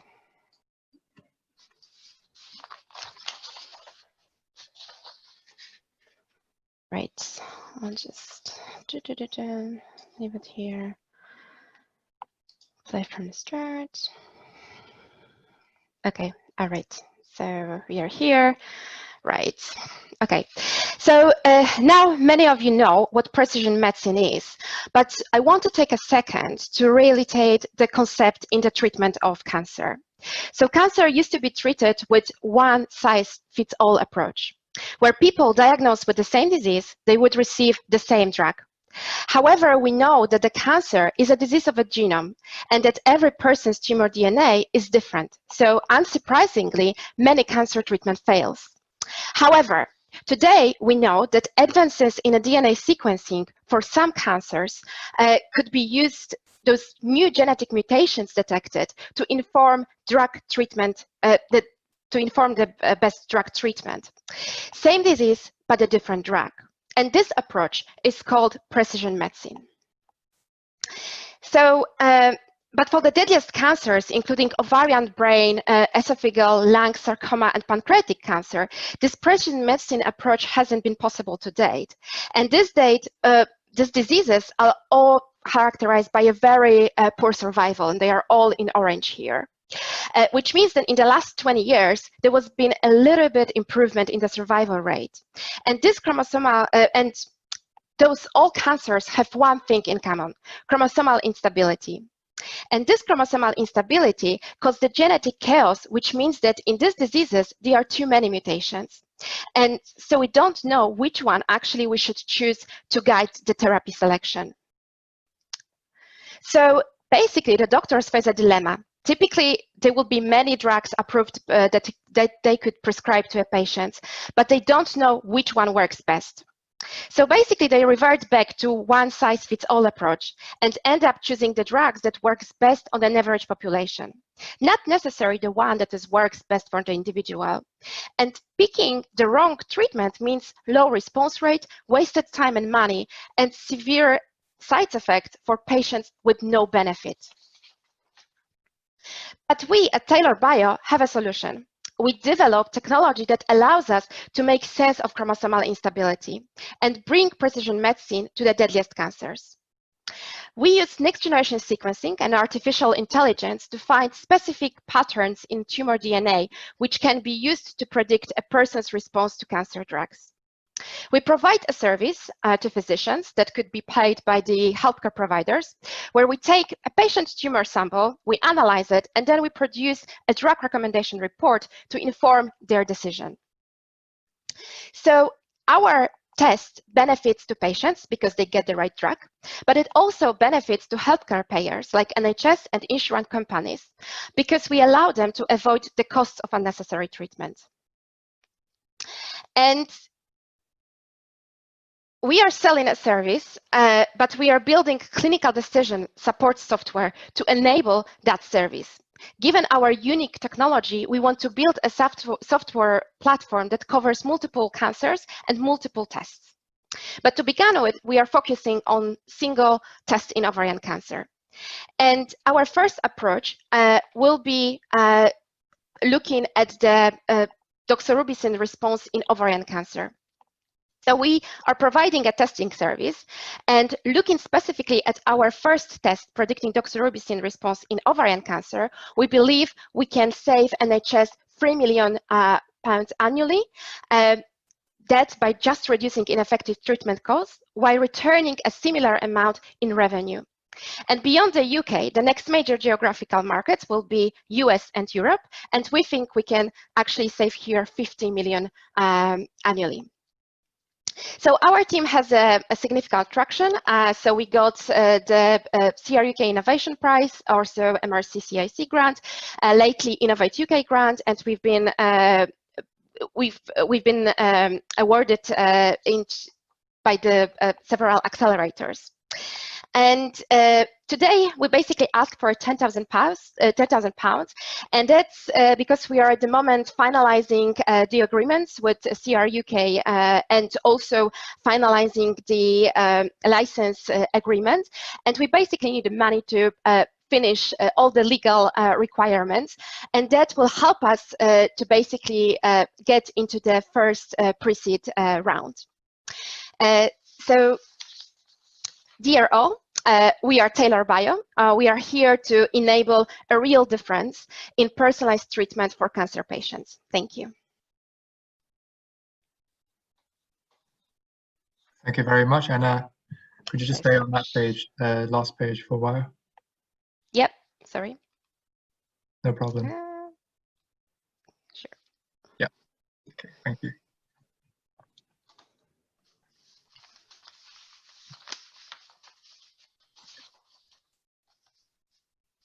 So now we have 2 more teams to go. So next will be Hydrogen from Johns Hopkins University. Thank you.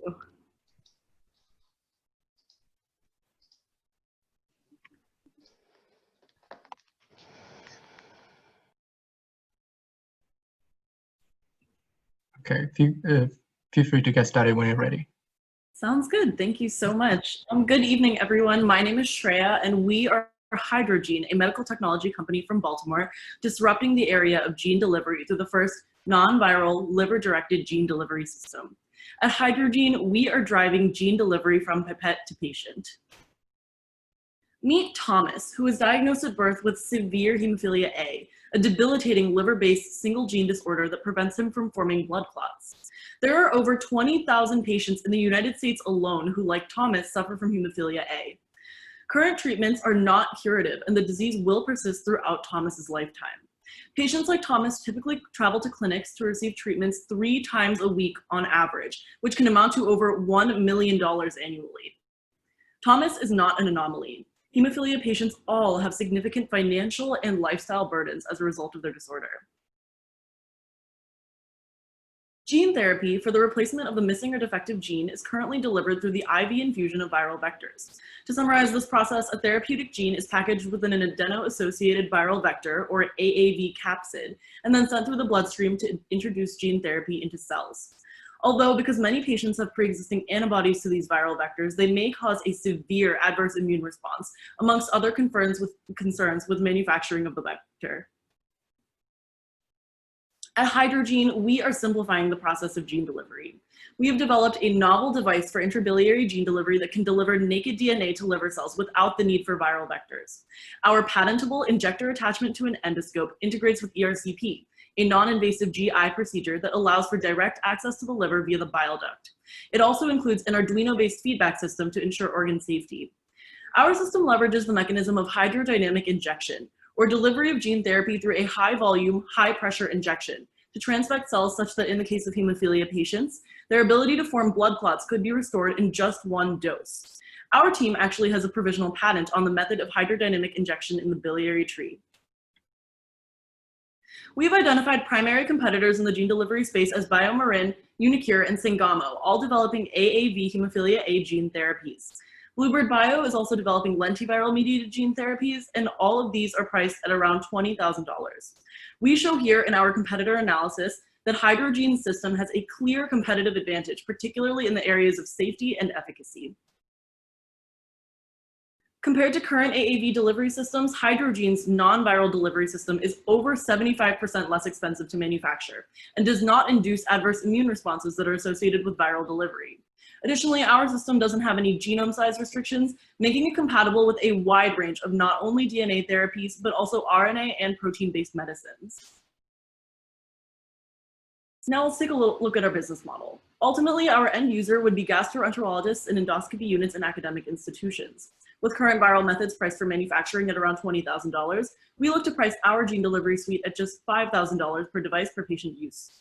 The device would be considered Class 2, and as we obtain FDA approval, we will look to sell our device to biotech and pharma companies involved in the development of the gene therapy itself, as they have the marketing and sales resources to distribute the integrated device and gene therapy to end users. Our business model will adhere to a one device per patient system. Since insurance companies will be the primary payers involved in the device and procedure, we will seek to create a new CPT code for an outpatient ERCP-mediated gene delivery procedure. Now let's take a look at the market for our device.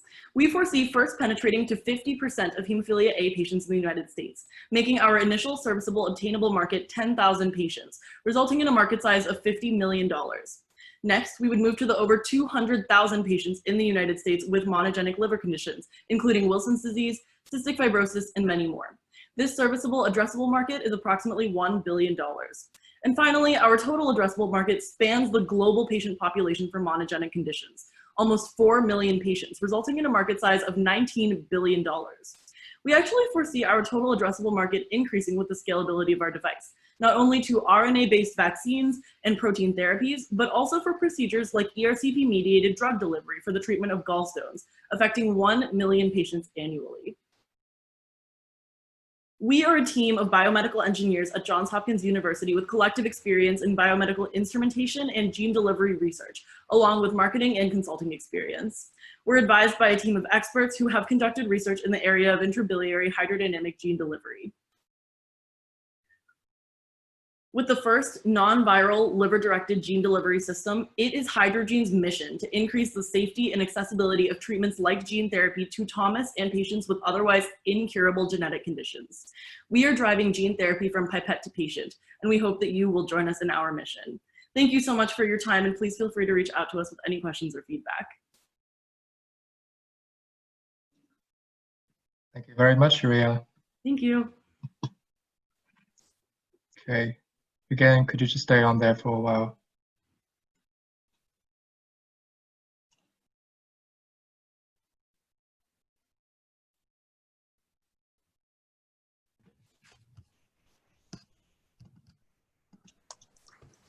So we noticed a couple of people posted questions, and just to reiterate, unfortunately, due to the time limit, we won't be able to take any questions directly at this session, but feel free to post them in the Google link, and I think the teams will be responding to you after.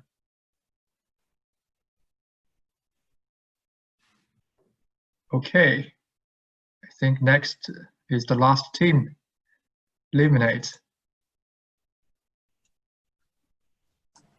Okay, feel free to get started when you're ready.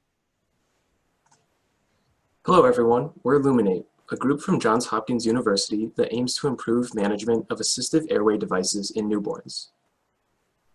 Meet little baby Katie. Katie was born 12 weeks premature and cannot breathe on her own because she has underdeveloped lungs.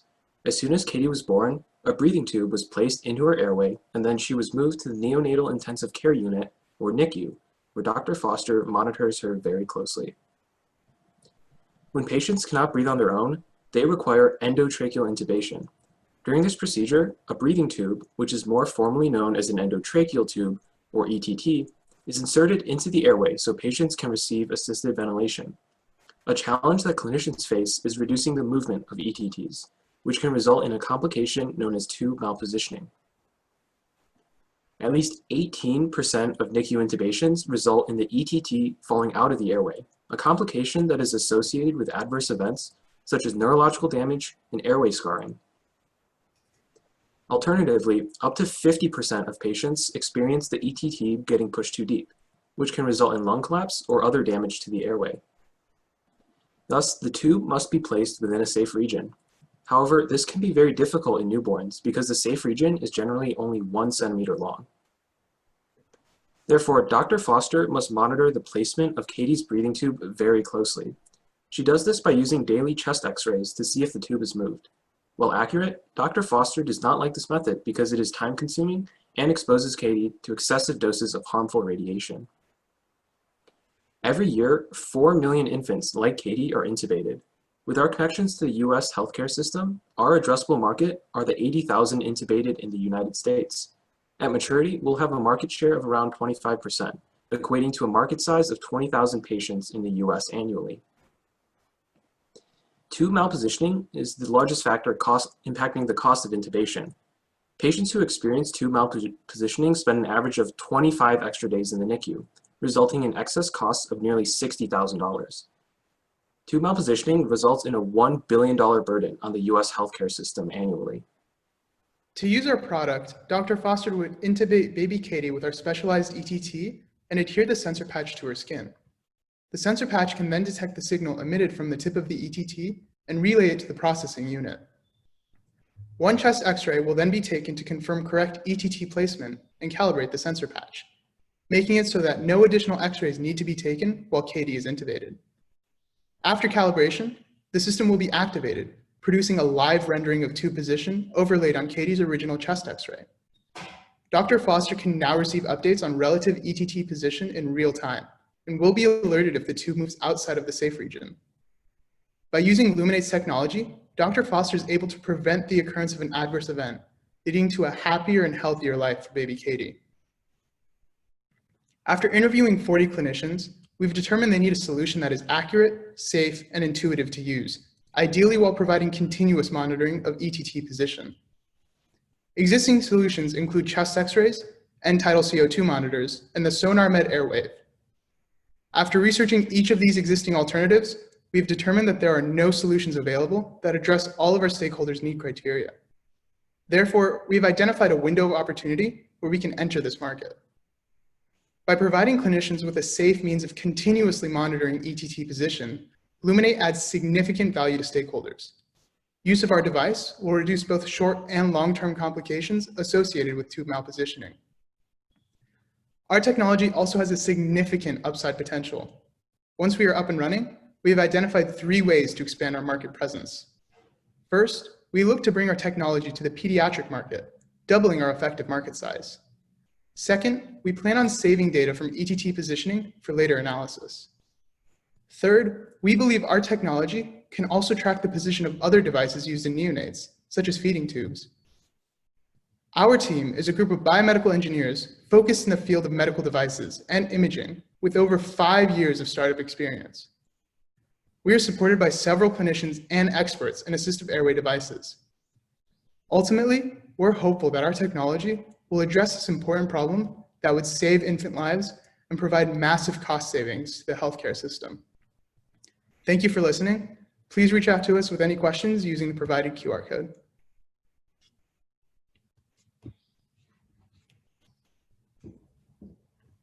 Okay, thank you very much, Sam.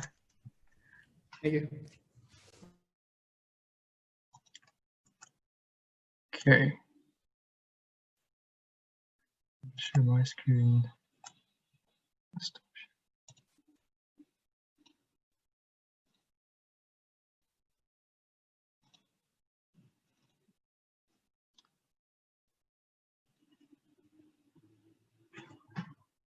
Okay, now it's time for you guys to actually vote your favorite team after listening to all their pitches.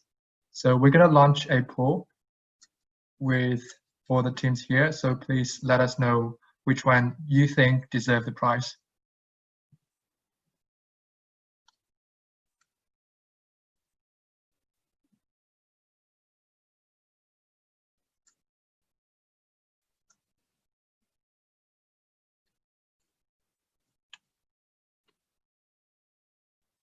Okay.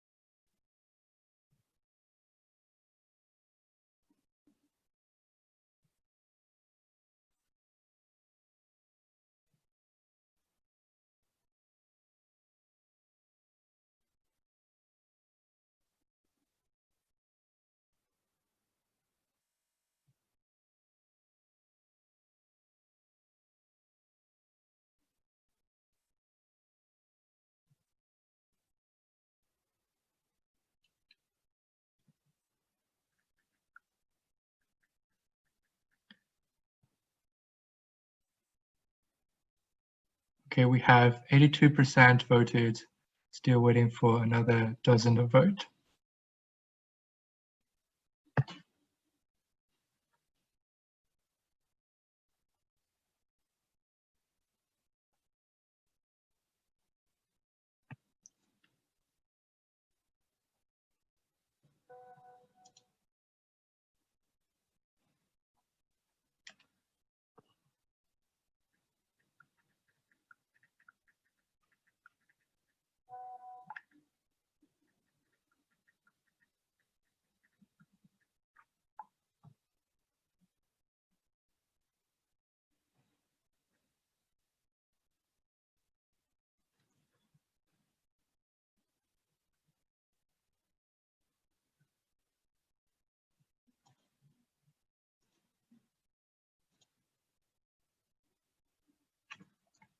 Okay, thank you. So we're done with the poll.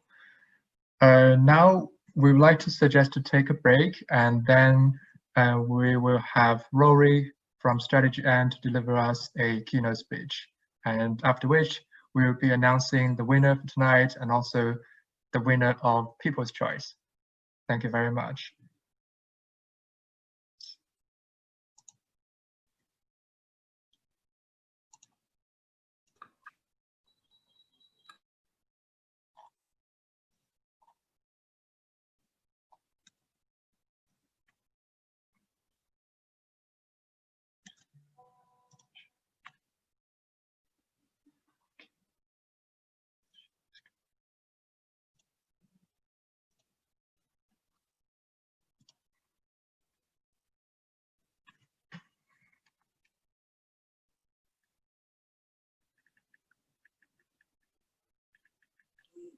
Unbelievable, unbelievable.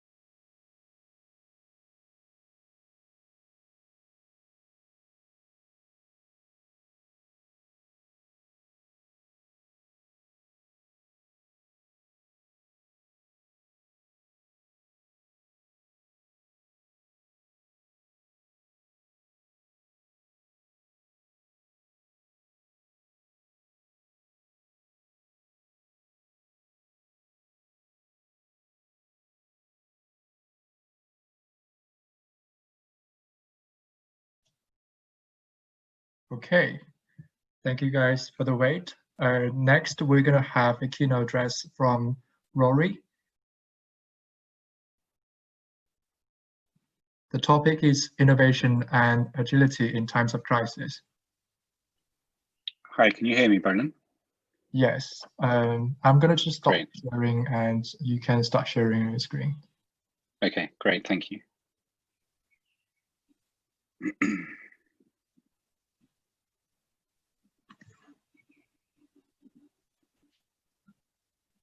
Okay, can you let me know when you can see the slides, please? Yes. Great. So, Rory, before we get started, why don't you just do a self-introduction about who you are and what is your relationship with HTC? Sure, I have a slide for that. I guess before I begin, yeah, congratulations to all of the startups for your pitches. They were all excellent and well done for making it this far. As Bolan said, I'm going to give a brief presentation on innovation and agility in times of crisis, and specifically what early stage startups can learn from this. So before I begin, a quick introduction. My name's Rory. I'm an MBA 2016 and an engagement manager at Strategy Act.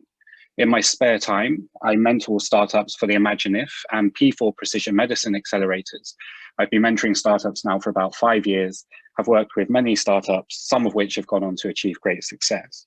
I also lecture at ESCP Business School. I teach 2 courses there to master's level students, commercial strategy and entrepreneurship.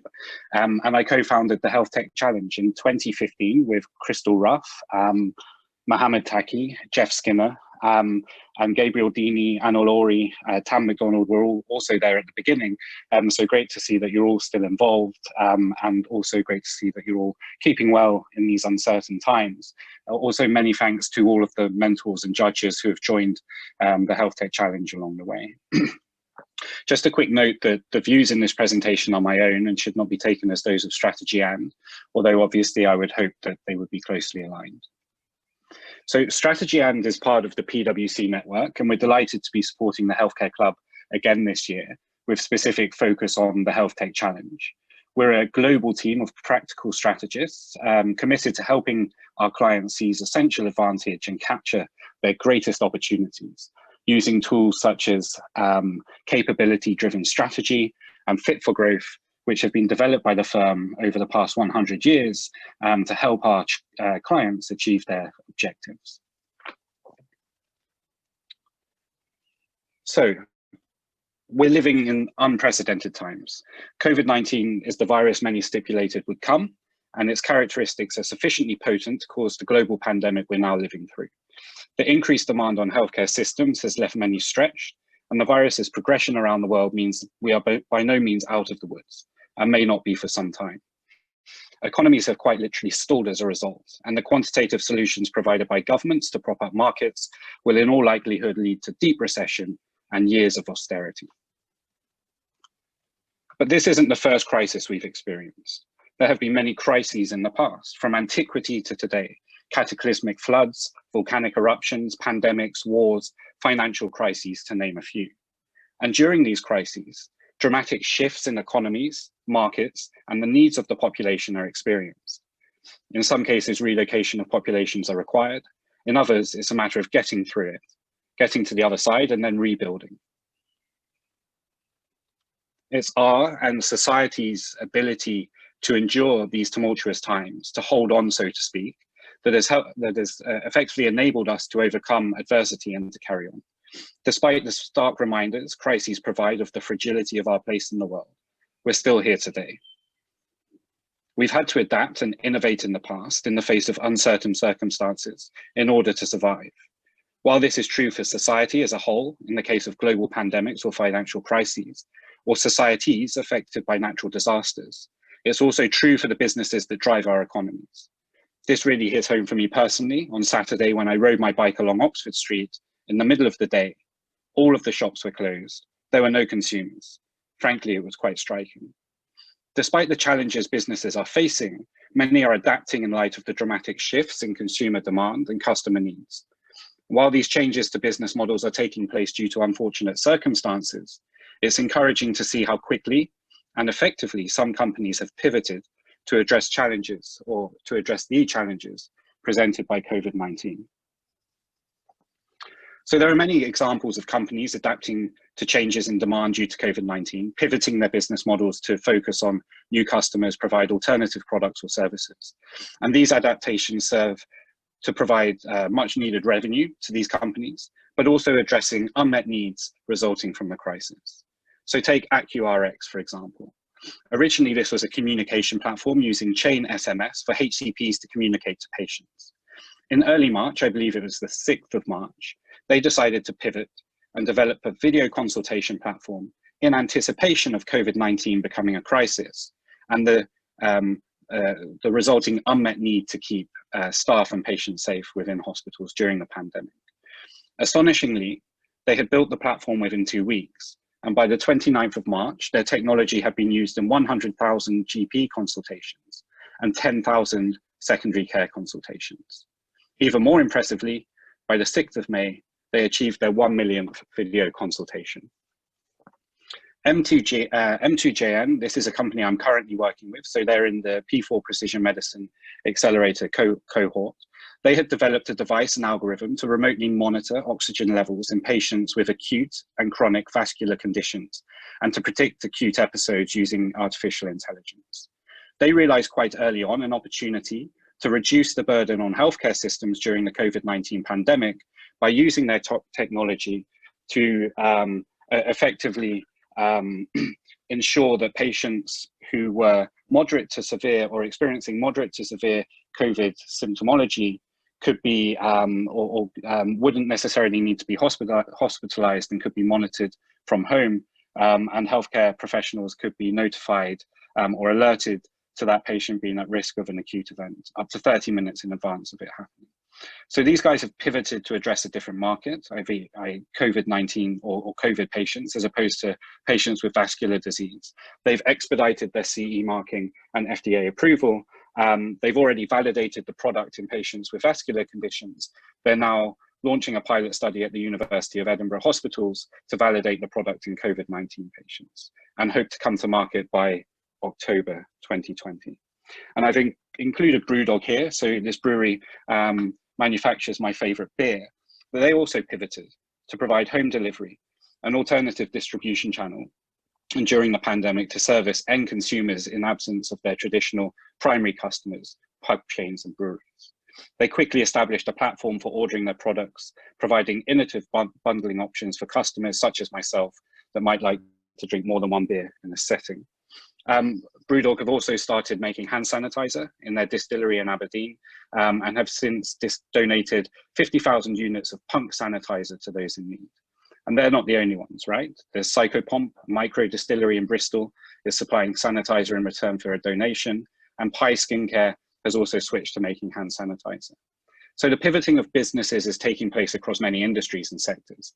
Some more examples could be commercial airlines offering cargo flights, hotels offering day rates for work from home employees, restaurants entering the grocery market and providing takeaway services, which I'm sure many of us have now taken advantage of. Retail expanding digital functionality and in some cases waiving delivery fees. Fitness companies moving workouts online for the benefit of people like me who may be eating more chocolate than they used to. Online wine tasting, virtual auctions, to name a few.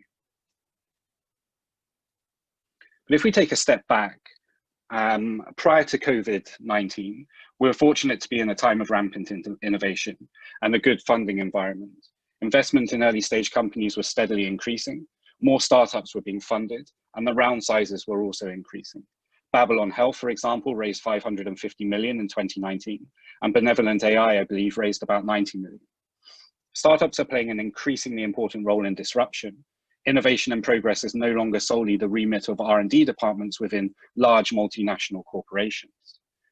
And startups have the luxury of being flexible and agile, and have the ability to pivot to provide solutions in times of crisis.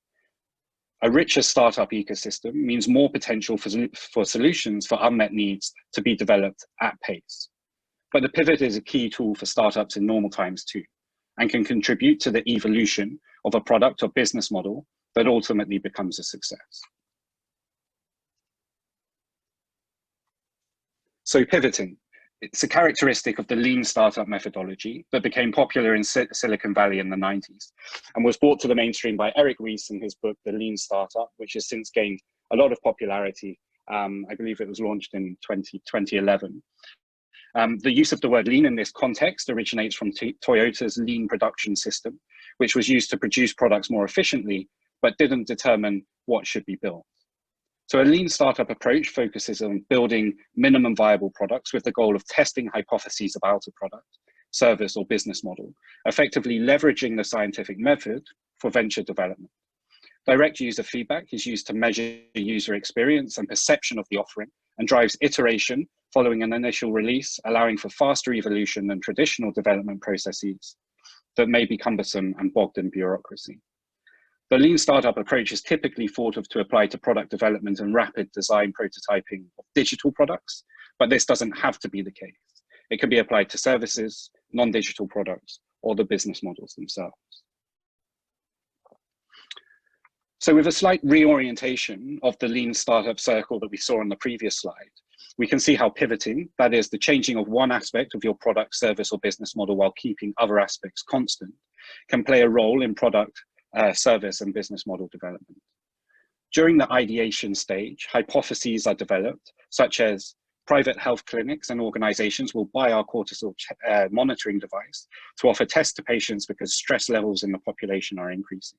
Or asthma patients will buy and use our inhaler device to monitor the use of their inhaler and their efficiency of use. A minimum viable product is developed and tested with a cohort of customers or end users. So in many cases, the startups we work with, the customers are the physicians, right? The GPs or the secondary care physicians. The end users are the patients. Direct customer feedback is then gathered and collected. So whether that's in focus groups, interviews, online data collection and feedback mechanisms, or whatever the case may be. Analyses are then conducted and insights are extracted from these data. And it's at this point that startups can understand whether the measuring or experimentation proved or disproved their hypotheses. If the insight they've gained suggests their hypotheses was correct, they should persevere and continue to build their product. If it suggests that their hypotheses were incorrect, then they should pivot. And so the cycle of iterative product and business model development continues. In times of crisis, the shift in unmet need are so significant and the impact to consumer behavior so great that many companies are in fact forced to pivot to survive. So as mentioned, pivots don't necessarily only have to relate to product functionality and can take many forms. For example, turning one feature of a product into the product itself, resulting in a simpler, more streamlined offering, or vice versa. The online role-playing game, Game Never Ending, allowed users to travel around a digital map, interact with other users, and buy and sell and build items. It sounds like fun, right? The game also included a photo sharing tool, which turned out to be one of the more popular aspects of the game. The company decided to leverage the popularity of this photo sharing tool and pivoted to create Flickr, which was acquired by Yahoo in 2005 and was also actually one of Yahoo's more successful acquisitions. So point two here, I guess the second in from the left, focusing on different sets of customers by positioning an existing product into a new market or vertical.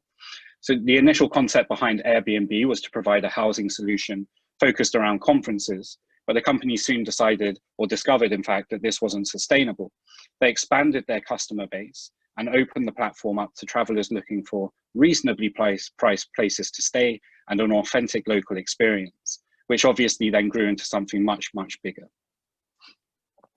Companies that pivot could also change the platform, for example, from an app to software, or from one delivery mechanism to another. PayPal, for example, started out as a mechanism to send IOUs between Palm Pilots. Apparently it didn't work very well, and they pivoted towards a mechanism that supported the transfer of money via email, a much more robust delivery platform.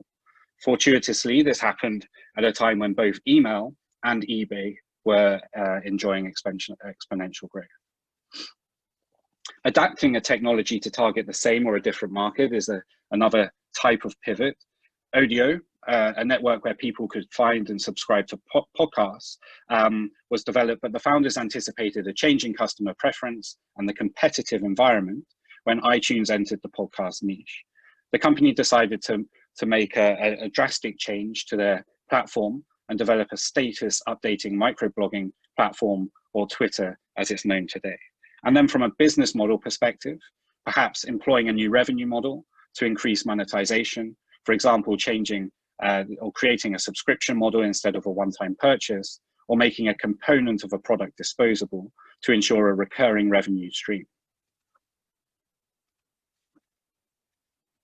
So while pivoting works in the web world, sure, it's more challenging to build minimum viable products for medical devices and test it on actual customers.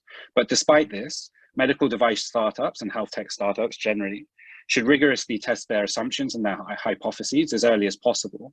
And not only the product related ones, as I've mentioned, hypotheses relating to the business model, competitive positioning, etc., should all be analyzed and tested. So Cora was a startup I worked with a number of years ago and has gone on to raise multiple rounds of finance. Cora currently, in its current incarnation at least, unlocks your molecular signature and gives you instant real-time feedback on what to do to optimize your sports performance. It combines cutting-edge sensing technology, which allows continuous and effortless monitoring of key metrics, and an AI coach that provides personalized feedback to train smarter, predict exhaustion, provide optimal dietary plans, and reduce the risk of injuries. But this wasn't always the case. They initially targeted the well-being and stress market. I alluded to them earlier, and their product would be used to test cortisol levels. They pivoted after establishing their original target market was perhaps not as big an opportunity as they originally hypothesized. And they did that through early customer interaction, which I worked with them on. And in doing so, they identified the emerging niche that they are currently in. In 2000, Intuitive Surgical launched its Da Vinci robot with 3D sites targeting cardiac procedures. Unfortunately, they didn't find the expected market traction in cardiac procedures that they expected, nor in general surgery where they went next, but finally found a home with prostatectomies and hysterectomies, both of which were pioneered in the NHS by my uncle at Guy's and St. Thomas's here in London. Successful startups there then, I guess, rarely achieve success along a linear path. They pursue a vision, struggle, learn from early failures and mistakes, and pivot, and ultimately get to somewhere good. So you could hypothesize, but this is why investors are so interested and focused on startup teams and not just the technology and the market story. So it's clear that the opinions of your customers and your end users are your messengers, and that you should listen to them. We've discussed a number of companies that have pivoted successfully and emphasized the importance of learning quickly from your customers and end users to inform the path you'll take with your startup and to refine your product, service, or business model. Change may not always be required, but this isn't to say that it won't be in the future. So developing an approach to collecting feedback and continuously reviewing these data can help startups identify the need to pivot sooner, enabling a more rapid approach to addressing evolving customer needs and customer and end user needs. So what can you do to integrate continuous learning and pivoting capability into your emerging startup? Well, firstly, you need to develop a plan to test your hypotheses. If you don't have them already, you need to define them. In reality, you don't have to have a minimum viable product to test your hypotheses. This is a misconception and can lead to a delay in receiving important insight and feedback from customers and end users. Both Cora and M2JN are good examples of startups that didn't wait to develop a prototype before going to market with their value proposition to existing target customers and end users. In doing so, they gained insight that influenced how they proceeded and informed pivots in target customers and product design. So you should develop a plan to interact with your customers and end users as soon as possible, whether that's through surveys, focus groups, and interviews, and so on, and then take action on it.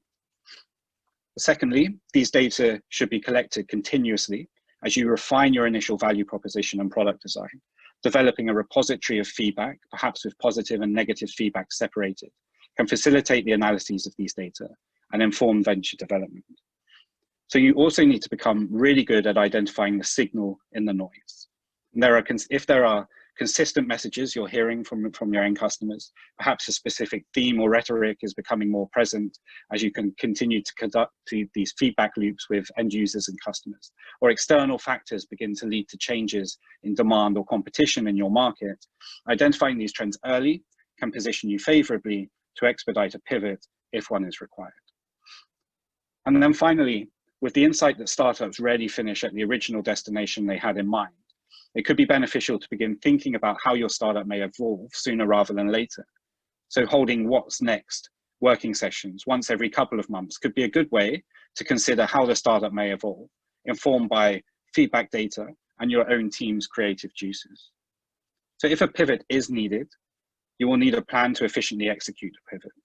It would help if your pivoting process is defined in advance of you needing it and that everyone in the team is aware of it. This will help ensure that when you do need, or when the time does come, so to speak, that you can pivot quickly and effectively. So, in summary, we know that startups experience change throughout their life cycle, and that these changes should be informed by customer and end user preference, as well as product market fit considerations. While this evolution and pivoting may be thrust upon startups and companies in times of crisis, startup teams should leave any complacency bias at the door and proactively engage their customers and end users to validate their hypotheses, strengthening their position in the eyes of investors, or identifying the need to pivot to set off or to set off down a new path. So this can, of course, be daunting and isn't without risk, but doing so promptly, in alignment with a robust plan and with buy-in from everyone involved can help increase the chance of success and expedite your journey to a new destination. Thank you.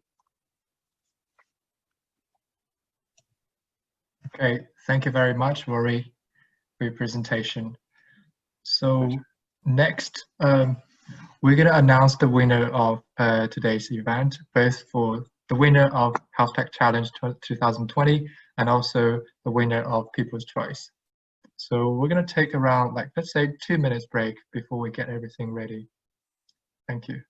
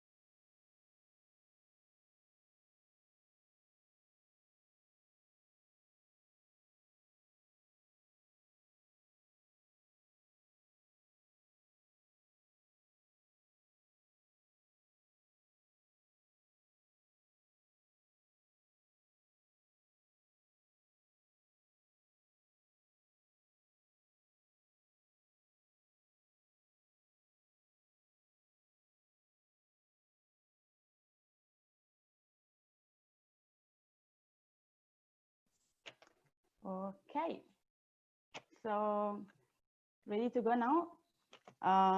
It's time. It has been a very, very long journey. I would say it was a long journey that started months ago with mentors, judges, the organizing team, but obviously for all the teams. So I'll try to be brief. First of all, I would like to say one thing to all the participating teams, like all the finalist team. This is not the end of the journey. So in the spirit of creating the community, like expanding and reinforcing the community around the HealthTech Challenge, we would like to extend the possibility of using our mentors for your future. So we will keep the mentorship program up. Therefore, this means that you basically can continue to leverage your mentors' expertise in the future. And now back to the winners. So let's start with the People Choice Award. We have to say it was a very, very close finish. So with only 2 votes of difference between the first and the second position. The People Choice Award goes to NanoDips. So congratulations, guys. This was like the first choice of the public, and you will receive the certificate, the digital certificate, unfortunately not the physical one, just soon after the competition. And now, the absolute winner of the HealthTech Challenge. So we have to say a couple of things here. All the judges agree that the level of the teams this year was particularly high. A lot of teams were close, in the final run, and a lot of them were remarkably good, as judges said. Though unfortunately, there's only one team that is the absolute winner at the end of the day. So I just want to comment one thing. The discussion on this team ended with, guys, like, think about how good would it be if this technology would be made available to the world. And the absolute winner of the HealthTech Challenge of 2020 is the team of DOTS. So again, congratulations to all the participating team. It was very tough. It was very tough this year to decide. Though we wish the best of luck to each and every one of you, and to the winning team. We are proud to give you the HTC prize this year. That is the £10,000. Plus the enrollment into the London Business School Entrepreneurship Summer School. And as I said before, the mentorship programs that will continue for all the teams. So now we're about to close. So I will leave the stage to Jeff Skinner, that is the Director of Innovation and Entrepreneurship Club. And let me just, I think, Jeff, are you there? I am here, yes, I'm here, ready and waiting to be pinned so that people can see me in the rapidly diminishing light of the evening from my window. Exactly, so let me stop the video. Here we go, no, that's not me. It doesn't matter if they can't see me. I think they can now. You think they can? Okay, well, I can't see me, but no doubt they can. Okay, well, look, it's come to the end of an amazing competition that started last year when Bolan and his team were, sourcing all these tremendous ventures, and we had more applications than we've ever had before, which made the shortlisting process harder than ever before, and the final judging. The role of the judge is even harder in finding that winner. So well done, Dots. I mean, I'm tempted at this point to say, I mean, there's 7 of you who came to the final, and there's 6 who didn't win and 1 who did win, and that makes the 6 of you, I guess, in some ways losers. But don't think of it like that.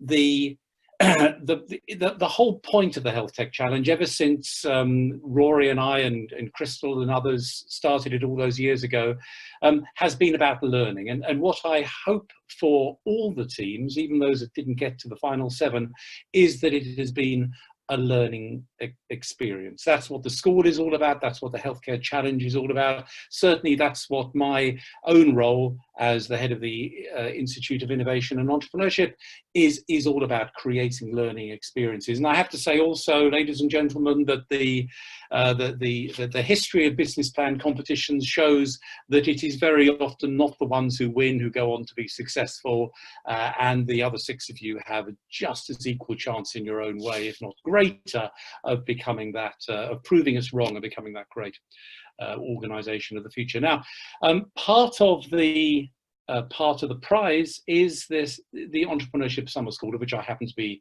co-director. No coincidence, because it meant that I can open up places in this flagship entrepreneurship program that we have at London Business School. And the methodology here is very similar to the one that Rory was talking about earlier. It's all about hypothesis testing. And if I have one overriding comment about all the presentations, is they were trying to sell, of course they were trying to sell to us, but in selling to us, sometimes you're selling to yourselves as well, and you overcome and you fall prey to a lack of objectivity in your own venture. And that's really what Entrepreneurship Summer School is all about.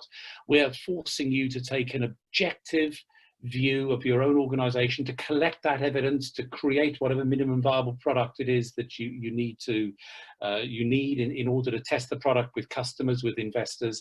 And it'll be a real privilege to work with the founders of DOTS on this program, and I'll be contacting you guys later on to tell you what's entailed. But for now, I think I'm going to quit because I see my time is almost up. Just to say a thank you to Bolan and his team, Tanisha, Reshvinda, Vivek, Erika, Gaurav, Powell and Rejan, putting on the most amazing competition and learning experience for everybody.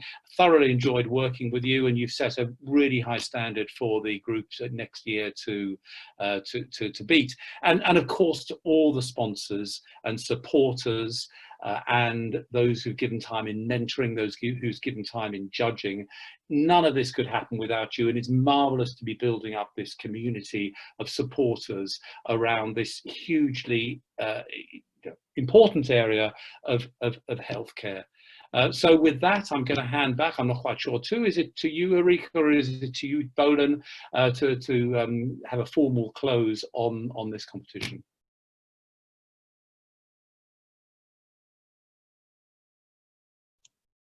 Thank you, Jeff, and thank you for everyone for coming today, and hope you enjoyed the evening. Yeah, and that's the end of the session.